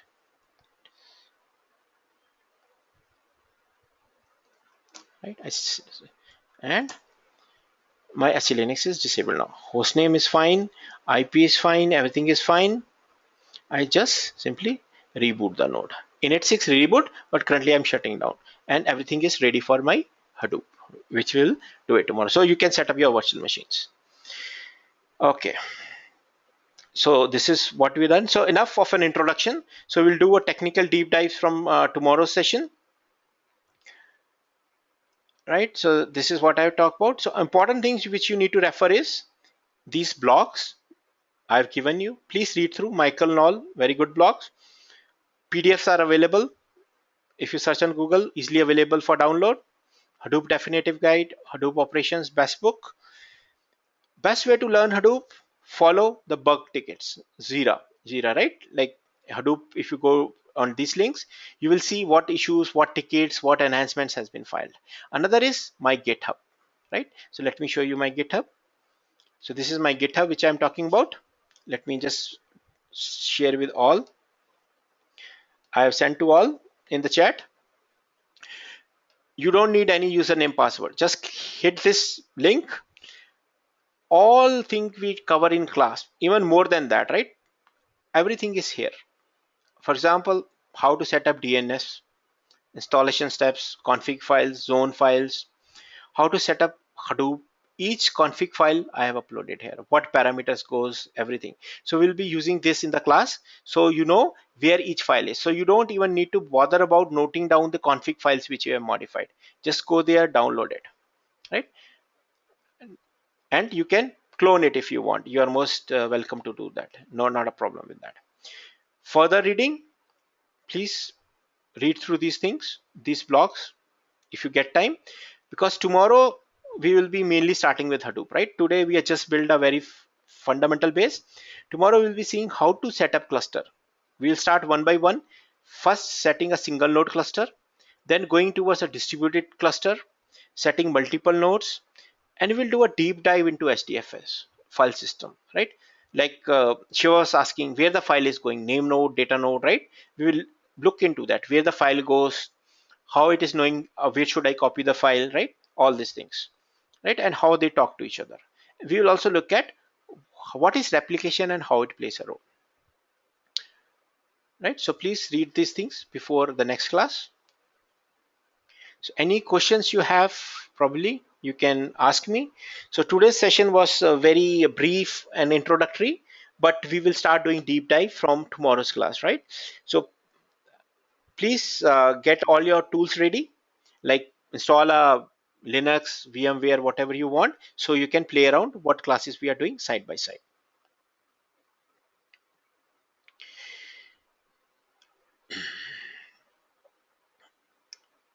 Okay, so if there are no further questions, then probably I think we can close today's session. And I will send out this PPT in email, this presentation in email, and also each session, like today was more of an introductory, so there was no assignment or anything. I will send out an assignment also with each module. This session is recorded, like all sessions will be recorded. So I will upload it and I will share you the link, right? Maybe in 2 hours or 3 hours, you will see an email from me with all these details, where to go and download the videos and all. So I hope it was a good beginning for everyone in the audience. And as I said, as we go along, so we will be mainly talking about Apache Hadoop. As I said, the main learning happens if you do things manually. You should know each file, what it does, where each parameter goes, why we have kept it that way, right? Because if we go by Cloudera, Hortonworks, and all those things straight away, those are tools, graphical tools, which will hide a lot of things from you. Why things are working, you will not know, right? Forget about troubleshooting, right? I'm saying even the things are working, you will not know how it is working, where it is writing what. Once we are through with all the concepts, right? Each file we understand, we look at parameters, what they do, then we can pick up any distro depending upon audience poll. Let's say they work Hortonworks, Cloudera for a demo. We will do that in the last sessions, right? Not now, that is too far currently. Okay guys, so thanks very much for your time, and I will see you tomorrow at the same time around 8. So I think all people have already registered, so there will be no problem tomorrow. Thank you very much everyone, and have a nice day. Bye bye.